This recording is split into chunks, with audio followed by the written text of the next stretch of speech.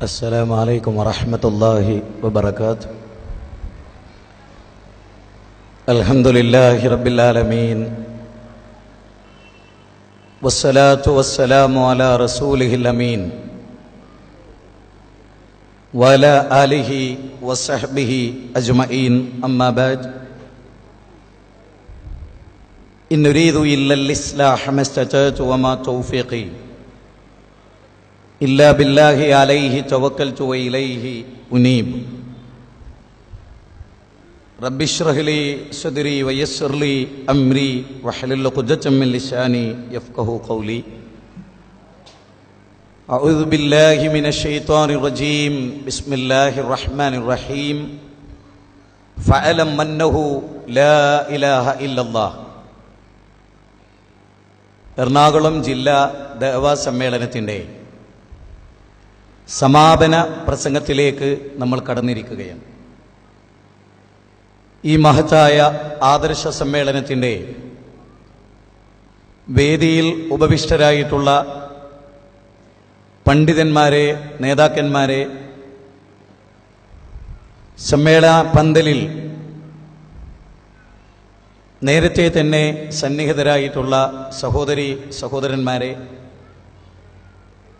ലോകത്തിൻ്റെ അഷ്ടദിക്കുകളിൽ നിന്ന് ആധുനിക സംവിധാനമായ ബൈലക്സ് മെസ്സഞ്ചറിലൂടെ ഈ സമ്മേളനത്തിൽ പങ്കെടുക്കുന്ന പ്രിയപ്പെട്ട സഹോദരന്മാരെ, സഹോദരികളെ, അഭ്യുദയകാംക്ഷികളായിട്ടുള്ള സുഹൃത്തുക്കളെ, ഈ സമ്മേളനത്തിന് നാം തെരഞ്ഞെടുത്തിട്ടുള്ള മഹത്തായ ഒരു പ്രമേയമുണ്ട്.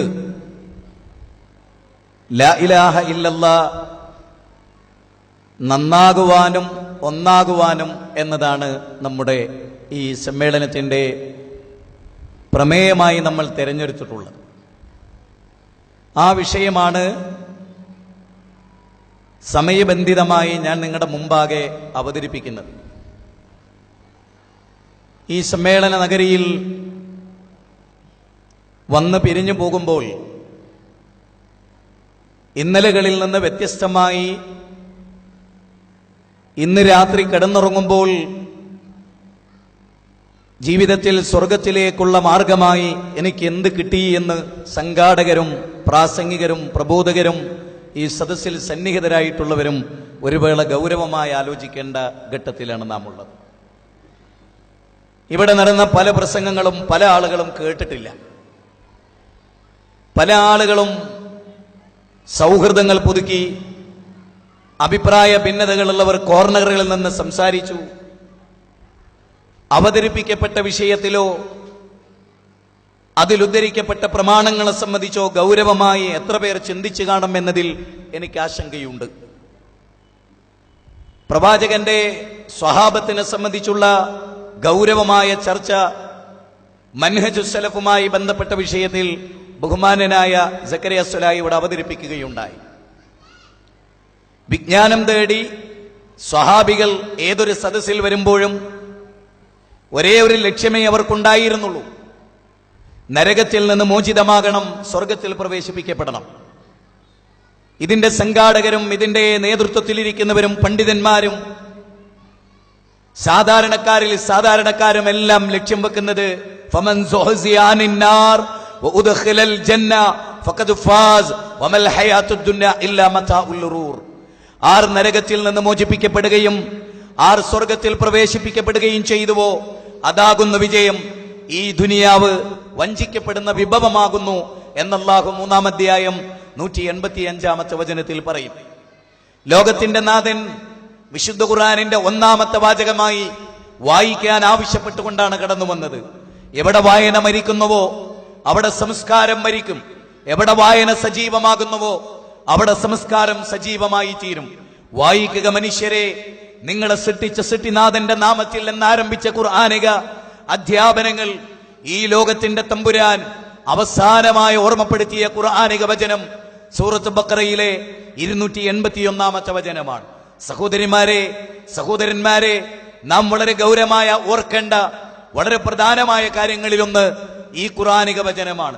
ലോകത്തിന്റെ തമ്പുരാൻ അന്തിമ പ്രവാചകനെ അയച്ചു.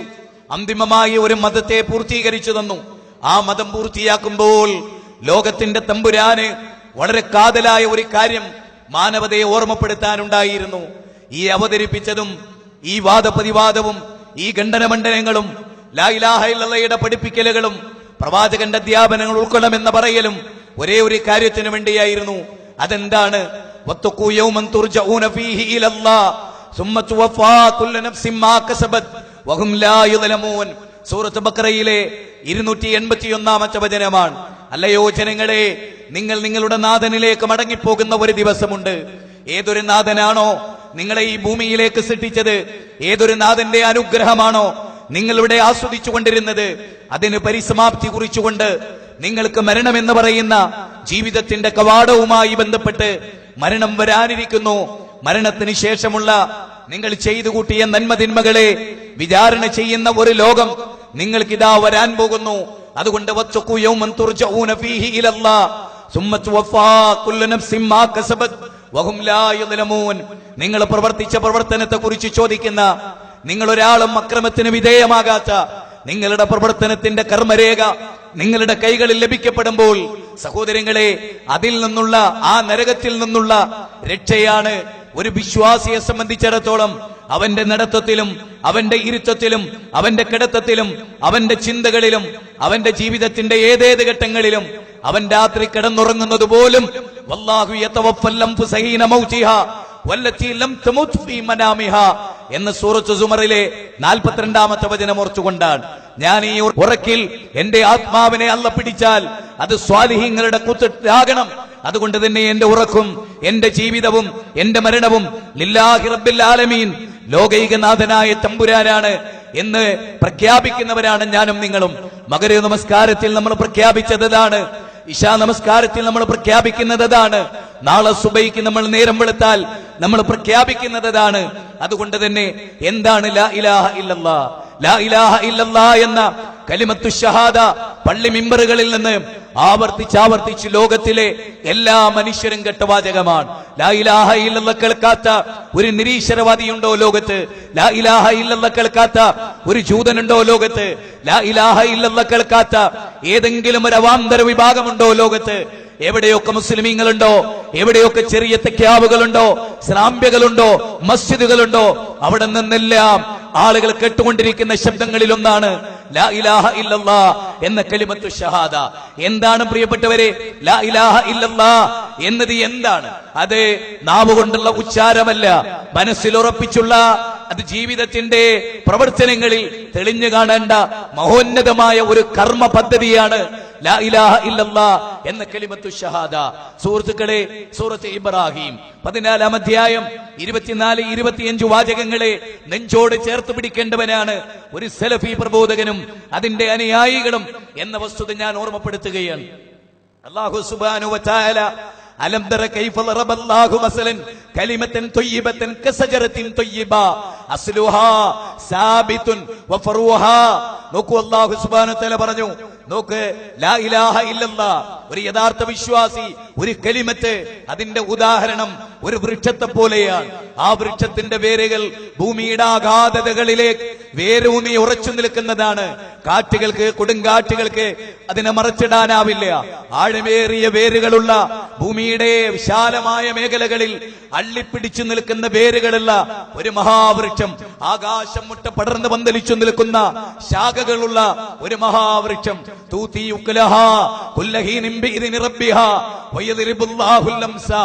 അതേ, അല്ലാഹുവിന്റെ അനുമതി പ്രകാരം സദാ ഫലങ്ങൾ നൽകുന്ന ആ മഹാവൃക്ഷം ലാ ഇലാഹ ഇല്ലല്ലാഹ് സ്വീകരിച്ച ഒരു വിശ്വാസി ഒരു വടവൃക്ഷത്തെ പോലെയാണ് എന്ന് റബ്ബിന്റെ ഉദാഹരണം.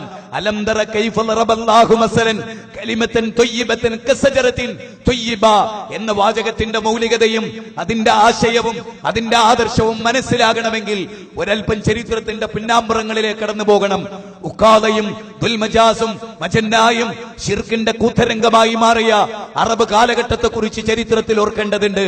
എന്തുകൊണ്ടെന്നാൽ ഡാർക്ക് ഏജ് എന്ന പണ്ഡിറ്റ് ജവഹർലാൽ നെഹ്റു വിളിച്ച, അതുപോലെ ഗ്ലിംസസ് ഓഫ് വേൾഡ് ഹിസ്റ്ററിയിൽ വിളിച്ച, വാട്ട് ഹാപ്പൻഡ് ഇൻ ഹിസ്റ്ററി എന്ന ഗ്രന്ഥത്തിൽ ഗോർഡൻ ചെയ്ത് വിളിച്ച, ഗിംബന്റെ കൃതികൾ രേഖപ്പെടുത്തിയ, തോമസ് കാർലൈന്റെ ഗ്രന്ഥത്തിൽ രേഖപ്പെടുത്തിയ, മൈക്കൽ ചാർട്ട് ഗ്രന്ഥത്തിൽ രേഖപ്പെടുത്തിയ ആ അറേബ്യൻ ജനതയിലെ ഒട്ടകത്തിന്റെ സഞ്ചാരത്തിനനുസരിച്ച് സഞ്ചരിച്ച ആ ഒരു ജനതയിലെ ഊശ്വരഹൃദയം പേറിയ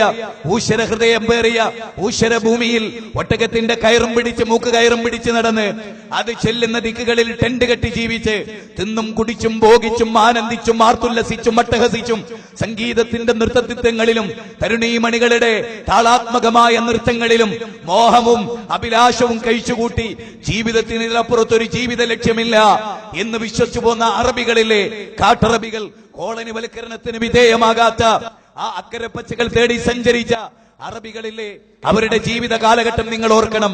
വദ്ദിനെ, സുവാഇനെ, യഹൂസിനെ, യഹൂക്കിനെ, നസുറിനെ, ലാത്തയെ, ഉസ്സയെ, മനാത്തയെ, ഖുബലിനെ, അതുപോലെ മഹാനായ ഇബ്രാഹിം നബിയെ, ഇസ്മായിൽ നബിയെ ആരാധിച്ചു പോന്ന ഒരു ജനപദത്തിന്റെ മുമ്പിലാണ് ഉക്കാദയിൽ പ്രവാചകൻ ചെല്ലുന്നത്. മാർക്കറ്റിംഗ് സ്ട്രാറ്റജി പഠിച്ച്, കച്ചവടത്തിന്റെ തന്ത്രങ്ങൾ പഠിച്ച്, കച്ചവടം പയറ്റി ബിസിനസ്സുകാരനായി, അംബാനിയായി, ബിൽഗേറ്റ്സായി, ടാറ്റാ ബിർളമാരായി, അല്ലെങ്കിൽ MA യൂസുഫ് അലിമാരായി, കോടീശ്വരപുത്രനായി ജീവിക്കുന്ന കച്ചവടത്തിന്റെ പുതിയ ചാട്ടുളികൾ തേടിയല്ല ആ പ്രവാചകൻ ഉക്കാദയിൽ ചെന്നത്, ദുൽമജാസിൽ ചെന്നത്, മജന്നായിൽ ചെന്നത്. സൃഷ്ടികളെ ആരാധിച്ച് സൃഷ്ടിപൂജയിലൂടെ ജീവിത ലക്ഷ്യം തകർത്ത് കളയുകയും നാളെ നരകത്തിന്റെ അഗ്നിനാളങ്ങൾ നക്കി തുടക്കാൻ വിധിക്കപ്പെട്ട ശരീരത്തിന്റെ ഉടമകളായ മനുഷ്യരുടെ മുമ്പിൽ എഴുന്നേറ്റ് നിന്ന് ആ പ്രവാചകൻ പറഞ്ഞ വാക്ക് ലാ ഇലാഹ ഇല്ലല്ലാഹ്, ഖൂലൂ ലാ ഇലാഹ ഇല്ലല്ലാഹ് തുഫ്ലിഹു എന്ന് പറയുമ്പോൾ മഹോന്നതമായ ഒരു ലക്ഷ്യമുണ്ടായിരുന്നു അതിന്. ലാ ഇലാഹ ഇല്ലല്ലാഹ് എന്നത് അഫ്ളലു ദിക്ർ എന്ന് പറഞ്ഞ് വയന്ന മട്ടിൽ ഉച്ചരിക്കുന്ന കേവലം ഒരു ശബ്ദമായി മനസ്സിലാക്കിയവരോട് ലാ ഇലാഹ ഇല്ലല്ലാഹ് മഹാനായ ഈ രാജ്യത്തിന്റെ പ്രധാനമന്ത്രിയായിരുന്ന Pandit Jawaharlal Nehru glimpses of world ഹിസ്റ്ററിയിൽ ഒരു വാക്യം പറയുന്നുണ്ട്. അറബികൾ ചരിത്രത്തിലൊന്നും ആയിരുന്നില്ല, പക്ഷേ അറബികൾ ചരിത്രത്തെ കീഴ്പ്പെടുത്തുകയും ചരിത്രം സൃഷ്ടിക്കുകയും ലോകത്തിന്റെ നെറുകയിൽ നിൽക്കുകയും സംസ്കാരങ്ങളിൽ ഏറ്റവും ഉന്നതമായ സംസ്കാരം അവർ വെട്ടിപ്പിടിക്കുകയും ചെയ്തത് ലാ ഇലാഹ ഇല്ലല്ലാഹ് എന്ന കലിമത്തു ഷഹാദയായിരുന്നു എന്ന് നിരീശ്വരവാദിയായ പണ്ഡിറ്റ് ജവഹർലാൽ നെഹ്റു പറഞ്ഞിട്ടുണ്ട്. മനുഷ്യന്റെ ഉള്ളിൽ ആറ്റം ബോംബിനേക്കാൾ വലിയൊരു ശക്തിയുണ്ടെന്നും അത് ഉണർന്നാൽ മനുഷ്യന് ചെയ്യാൻ ഒരുപാട് കാര്യങ്ങളുണ്ടെന്നും അത് സാധിച്ചെടുത്ത വിപ്ലവം പ്രവാചകന്റെ ഏകദൈവ സിദ്ധാന്തമായിരുന്നു എന്നും നെഹ്റു രേഖപ്പെടുത്തിയത് ചരിത്രത്തിന്റെ ഇന്നലകളിൽ വായിച്ച് പരീക്ഷ എഴുതി മാർക്ക് നേടി ഉന്നത ഉദ്യോഗം നേടാനല്ല, ഇന്നലകളിൽ നിന്ന് ആവേശം ഉൾക്കൊണ്ട് ഇന്നിന്റെ ലോകത്ത് ചൈതന്യവത്തായി ജീവിച്ച് നാളെയുടെ ഒരു തലമുറയെ സൃഷ്ടിച്ച് മുന്നോട്ട് കടന്നു പോകുന്ന പവിത്രമായ ഒരു ശബ്ദത്തിന്റെ പേരാണ് മനുഷ്യരെ ലാ ഇലാഹ ഇല്ലല്ലാഹ്, ലാ ഇലാഹ ഇല്ലല്ലാഹ് തുഫ്ലിഹു മുതബാ, ലാ ഇലാഹ ഇല്ലല്ലാഹ് പറയൂ. ജൂതമകന്റെ മുമ്പിൽ ചെന്ന് മോനെ ലാ ഇലാഹ ഇല്ലല്ലാഹ് പറയൂ. ഉക്കാദയിലും ദുൽമജാസിലും മജന്നായിലും കൃത്യമായി പറഞ്ഞാൽ മധുരൈ മീനാക്ഷി ക്ഷേത്രത്തിന്റെ അവിടെയും ഗുരുവായൂർ ക്ഷേത്രത്തിന്റെ നടകളിലും ഒരു മനുഷ്യനത് വിളിച്ചു പറഞ്ഞാൽ എങ്ങനെയുണ്ടാകും? അങ്ങനത്തെ ഒരു കാലഘട്ടത്തിൽ ഉക്കാദയിൽ ദുൽമജാസിൽ മജന്നായിൽ ലാ ഇലാഹ ഇല്ലല്ലാഹ് തുഫ്ലിഹു നിങ്ങൾക്ക് വിജയിക്കാം. അറബികൾ നിങ്ങൾക്ക് അധീനപ്പെടും, അനറബികൾ നിങ്ങൾക്ക് അധീനപ്പെടും, റോമും പേർഷ്യയും നിങ്ങൾക്ക് അധീനപ്പെടും, കോൺസ്റ്റന്റൈൻ ചക്രവർത്തിയുടെ പടിവാതിക്കൽ നിങ്ങൾ എത്തും എന്ന് പ്രവാചക തിരുമേനി പ്രവചനം ചെയ്തത് എത്തിപ്പെടുകയും സാമ്രാജ്യങ്ങളിൽ കടന്നു പോവുകയും ലാ ഇലാഹ ഇല്ലല്ലാഹ് മനുഷ്യരുടെ മനസ്സിൽ സ്വാധീനിക്കുകയും ചെയ്ത ഇന്നലകളുടെ ചരിത്രത്തിലേക്ക് തിരിഞ്ഞു പോകുന്നവർക്ക് ഇന്നിന്റെ പുതിയ ചരിത്രം സൃഷ്ടിക്കാൻ സാധിക്കുകയുള്ളൂ. അനാവശ്യമായ തർക്കങ്ങളിലും കുതർക്കങ്ങളിലുമായി കഴിഞ്ഞുകൂടുന്ന ഒരു സമൂഹത്തിന് പ്രതീക്ഷ അർപ്പിക്കാൻ കഴിയില്ല. വാശിയേറിയ ചർച്ചകളാണ്. പള്ളികളിൽ നിന്ന് പുറത്തിറങ്ങിയാൽ പരിഹാസമാണ്, അപഹാസമാണ്, മത്സരങ്ങളാണ്. അത് കേട്ട് കാലൂ സലാമ എന്ന് പറഞ്ഞ് തിരിഞ്ഞു പോന്ന് അല്ല നൽകിയ നാവിന്റെ വൈഭവം, അല്ല നൽകിയ ബുദ്ധി, അല്ല നൽകിയ ആരോഗ്യം എന്റെ റബ്ബിന്റെ മാർഗത്തിൽ ചെലവഴിക്കണം, എനിക്ക് പ്രതിഫലം തരുന്നതവനാണ്, എന്നെ സ്വീകരിക്കുന്നതവനാണ്, എന്നെ അംഗീകരിക്കുന്നതവനാണ്, അവന്റെ മുമ്പിലാണ് ഞാൻ ഇഖ്ലാസ് കാണിക്കേണ്ടത് എന്ന ബോധത്തിലേക്കാണ് ലാ ഇലാഹ ഇല്ലല്ലാഹ് മനുഷ്യരെ കൊണ്ടെത്തിക്കുന്നത്. സുഹൃത്തുക്കളെ, അതുകൊണ്ട് തന്നെ വളരെ പ്രധാനമായി ലാ ഇലാഹ ഇല്ലല്ലാഹ് ഒന്നാകാനും നന്നാകാനും ഒന്നാകാൻ വല്ലാത്തൊരു പ്രമേയമാണ്. നിങ്ങൾ അതിന്റെ ഗൗരവം മനസ്സിലാക്കിയോ? ലാ ഇലാഹ ഇല്ലല്ലാഹ് നന്നാകാനും ലാ ഇലാഹ ഇല്ലല്ലാഹ് ഒന്നാകാനും രണ്ട് കാര്യങ്ങൾ നിങ്ങൾ പ്രധാനമായി ആലോചിച്ചോ. ആരാ അറബ് ജനത? ഉംറുൽ ഖൈസിന്റെ കവിത മുഅല്ലക, കബാലയത്തിൽ കെട്ടിത്തൂക്കിയ സെക്സ്, അതായിരുന്നു അത്. പെണ്ണിന്റെ അംഗലാവണ്യം വർണ്ണിച്ച ഉംറുൽ ഖൈസിന്റെ കവിതകൾ, ലബീദിന്റെ കവിതകൾ, ഹസ്സാൻ ഇബ്നു സാബിത്തിന്റെ കവിതകൾ, ജാഹിലിയ കാലഘട്ടത്തിൽ സുഹൈൽ ഇബ്നു അംറിന്റെ വാചാലതകൾ, പെണ്ണിന്റെ സൗന്ദര്യത്തിന്റെ വർണ്ണനകൾ, അവരുടെ നിമ്നോന്നതകൾ, അവരുടെ സൗന്ദര്യത്തെക്കുറിച്ചുള്ള വർണ്ണനകൾ, മദ്യത്തിന്റെ മഹത്വം, യുദ്ധത്തിന്റെ കൊതി, ഇതെല്ലാം വിശദീകരിച്ചിരുന്ന ഒരു ജനപദം. ഞങ്ങൾ മരിച്ചാൽ ഞങ്ങളുടെ ശരീരം എവിടെ കൊണ്ടുപോയി മറമാടണം? മുന്തിരിവള്ളിയുടെ ചുവട്ടിൽ മറമാടണം എന്ന് പറഞ്ഞ ഒരു ജനത, അങ്ങനെ ഒരു ജനത, കുതിരയുടെ മഹത്വം വർണ്ണിച്ച ഒരു ജനത, ജീവിതത്തിന്റെ ലക്ഷ്യം എന്താണെന്നറിയാത്ത ഒരു ജനത, സ്വന്തം മക്കളെ ജീവനോടെ കുഴിച്ചു മൂടിയ പെൺകുട്ടികളെ, ജനിച്ചു വീണ പെൺകുട്ടികളെ ജീവനോടെ കുഴിച്ചു മൂടിയ ഒരു ജനത, ചുവന്നും പച്ചയും കുടിവെച്ച് ഞങ്ങളൊക്കെ അറിയപ്പെട്ട വേശ്യകളാണ് എന്ന് തെളിയിച്ച് പ്രത്യേകമായ ഡ്രസ്സ് ധരിച്ച് ആണുങ്ങളെ ആകർഷിക്കാൻ കാത്തിരുന്ന ഒരു ജനത, അള്ളാഹുവിനെ ഓർക്കാത്ത ഒരു ജനത, അള്ളാഹ് ഉണ്ട് എന്ന് വിശ്വസിക്കുമ്പോഴും അവനെ യഥാർത്ഥത്തിൽ മനസ്സിലാക്കാത്ത ഒരു ജനത. ആ ജനതയുടെ മുമ്പിലാണ് പ്രവാചക തിരുമേനി സല്ലല്ലാഹു അലൈഹി വസല്ലം വരുന്നത്. ആ ജനതയുടെ മുമ്പിൽ വന്നപ്പോൾ രണ്ട് കാര്യങ്ങൾ പ്രധാനമായി നിങ്ങൾ ഓർക്കണം. രണ്ട് കാര്യങ്ങൾ. ഇവിടുന്ന് സമാപന പ്രസംഗം പിരിഞ്ഞു പോകുമ്പോ നിങ്ങൾ നെഞ്ചിലേറ്റി ചില കാര്യങ്ങൾ പോകണം. അതെ, ഒരു കാര്യം വളരെ പ്രധാനമാണ്. അതായത് ഒരാള് തൗഹീദ് സ്വീകരിച്ചു, ശക്തമായ തൗഹീദ്, ശിർക്കിന്റെ യാതൊരു അംശമില്ല. പക്ഷെ അയാൾ ആരോടും പറയുന്നില്ല. അയാൾ 5 നേരം കറക്റ്റായിട്ട് നിസ്കരിക്കുന്നു, കളവ് പറയുന്നില്ല, എല്ലാ നല്ല കാര്യങ്ങൾ അയാൾ ചെയ്യുന്നു, ചീത്ത കാര്യങ്ങളൊന്നും അയാൾ ചെയ്യുന്നില്ല. അയാൾക്ക് സമൂഹത്തിൽ ഒരു മാറ്റം ഉണ്ടാക്കാൻ കഴിയില്ല. ഈ ഗുണങ്ങളൊക്കെ അയാൾക്ക് ഉണ്ട് എന്നുള്ളത് കൊണ്ട് സമൂഹത്തിൽ അയാൾക്ക് ഒരു ഗുണം ഉണ്ടാക്കാൻ കഴിയില്ല. അത് നിങ്ങൾ ഒന്നാമതായി മനസ്സിലാക്കണം. ഖബറാരാധന നടത്തുന്നുണ്ടോ ഇവിടെ ജമാഅത്തെ ഇസ്ലാമി? ഉണ്ടോ സുഹൃത്തുക്കളെ? ഉണ്ടോ? ഖബറാരാധന നടത്താത്ത ജമാഅത്തെ ഇസ്ലാമി ഖബറാരാധന എന്ന് പറഞ്ഞു അബ്ദുറഹ്മാന്റെ ഒരു ബുക്ക് ഇറക്കിയിട്ടുണ്ട്. സത്യമാണല്ലോ, നമ്മൾ ആരും നിഷേധിക്കുന്നില്ലല്ലോ. ആ ബുക്ക് ഇറക്കിയ കാലഘട്ടത്തിൽ ചെറിയ സ്വാധീനങ്ങൾ ഉണ്ടായിട്ടുണ്ട്. നമ്മൾ ആരും അത് നിരുത്സാഹപ്പെടുത്തുകയോ അംഗീകരിക്കാതിരിക്കുകയോ ചെയ്യില്ല. ഖബറാരാധനയിൽ നിന്ന് ജനങ്ങൾ പിന്മാറുന്നത് ഇപ്പൊ ജമാഅത്തെ ഇസ്ലാമിന്റെ തൗഹീദി പ്രബോധനം കൊണ്ടാ? ഞാൻ വസ്തുതാപരമായി ചോദിക്കാൻ, ആത്മാർത്ഥമായിട്ട് ചോദിക്കാൻ. പോപ്പുലർ ഫണ്ടിന്റെ പ്രസംഗം കേട്ടിട്ടാണോ ദർഗയിൽ ആളുകൾ മാറിപ്പോണത്? ആണോ? മൊയ്തീൻ ഷെയ്ഖ് എന്ന വിളി ഇവിടുത്തെ വേറെ ഏതെങ്കിലും മുസ്ലിം സംഘടനകളുടെ പ്രവർത്തനം കൊണ്ടാ? ആണോ? അല്ല. ലാ ഇലാഹ ഇല്ലല്ലാഹ് ശരിക്ക് ഉൾക്കൊണ്ടവരുടെ തൗഹീദ് കൊണ്ടാണ്. സത്യല്ലേ? നിങ്ങൾ ആലോചിച്ച് നോക്ക്.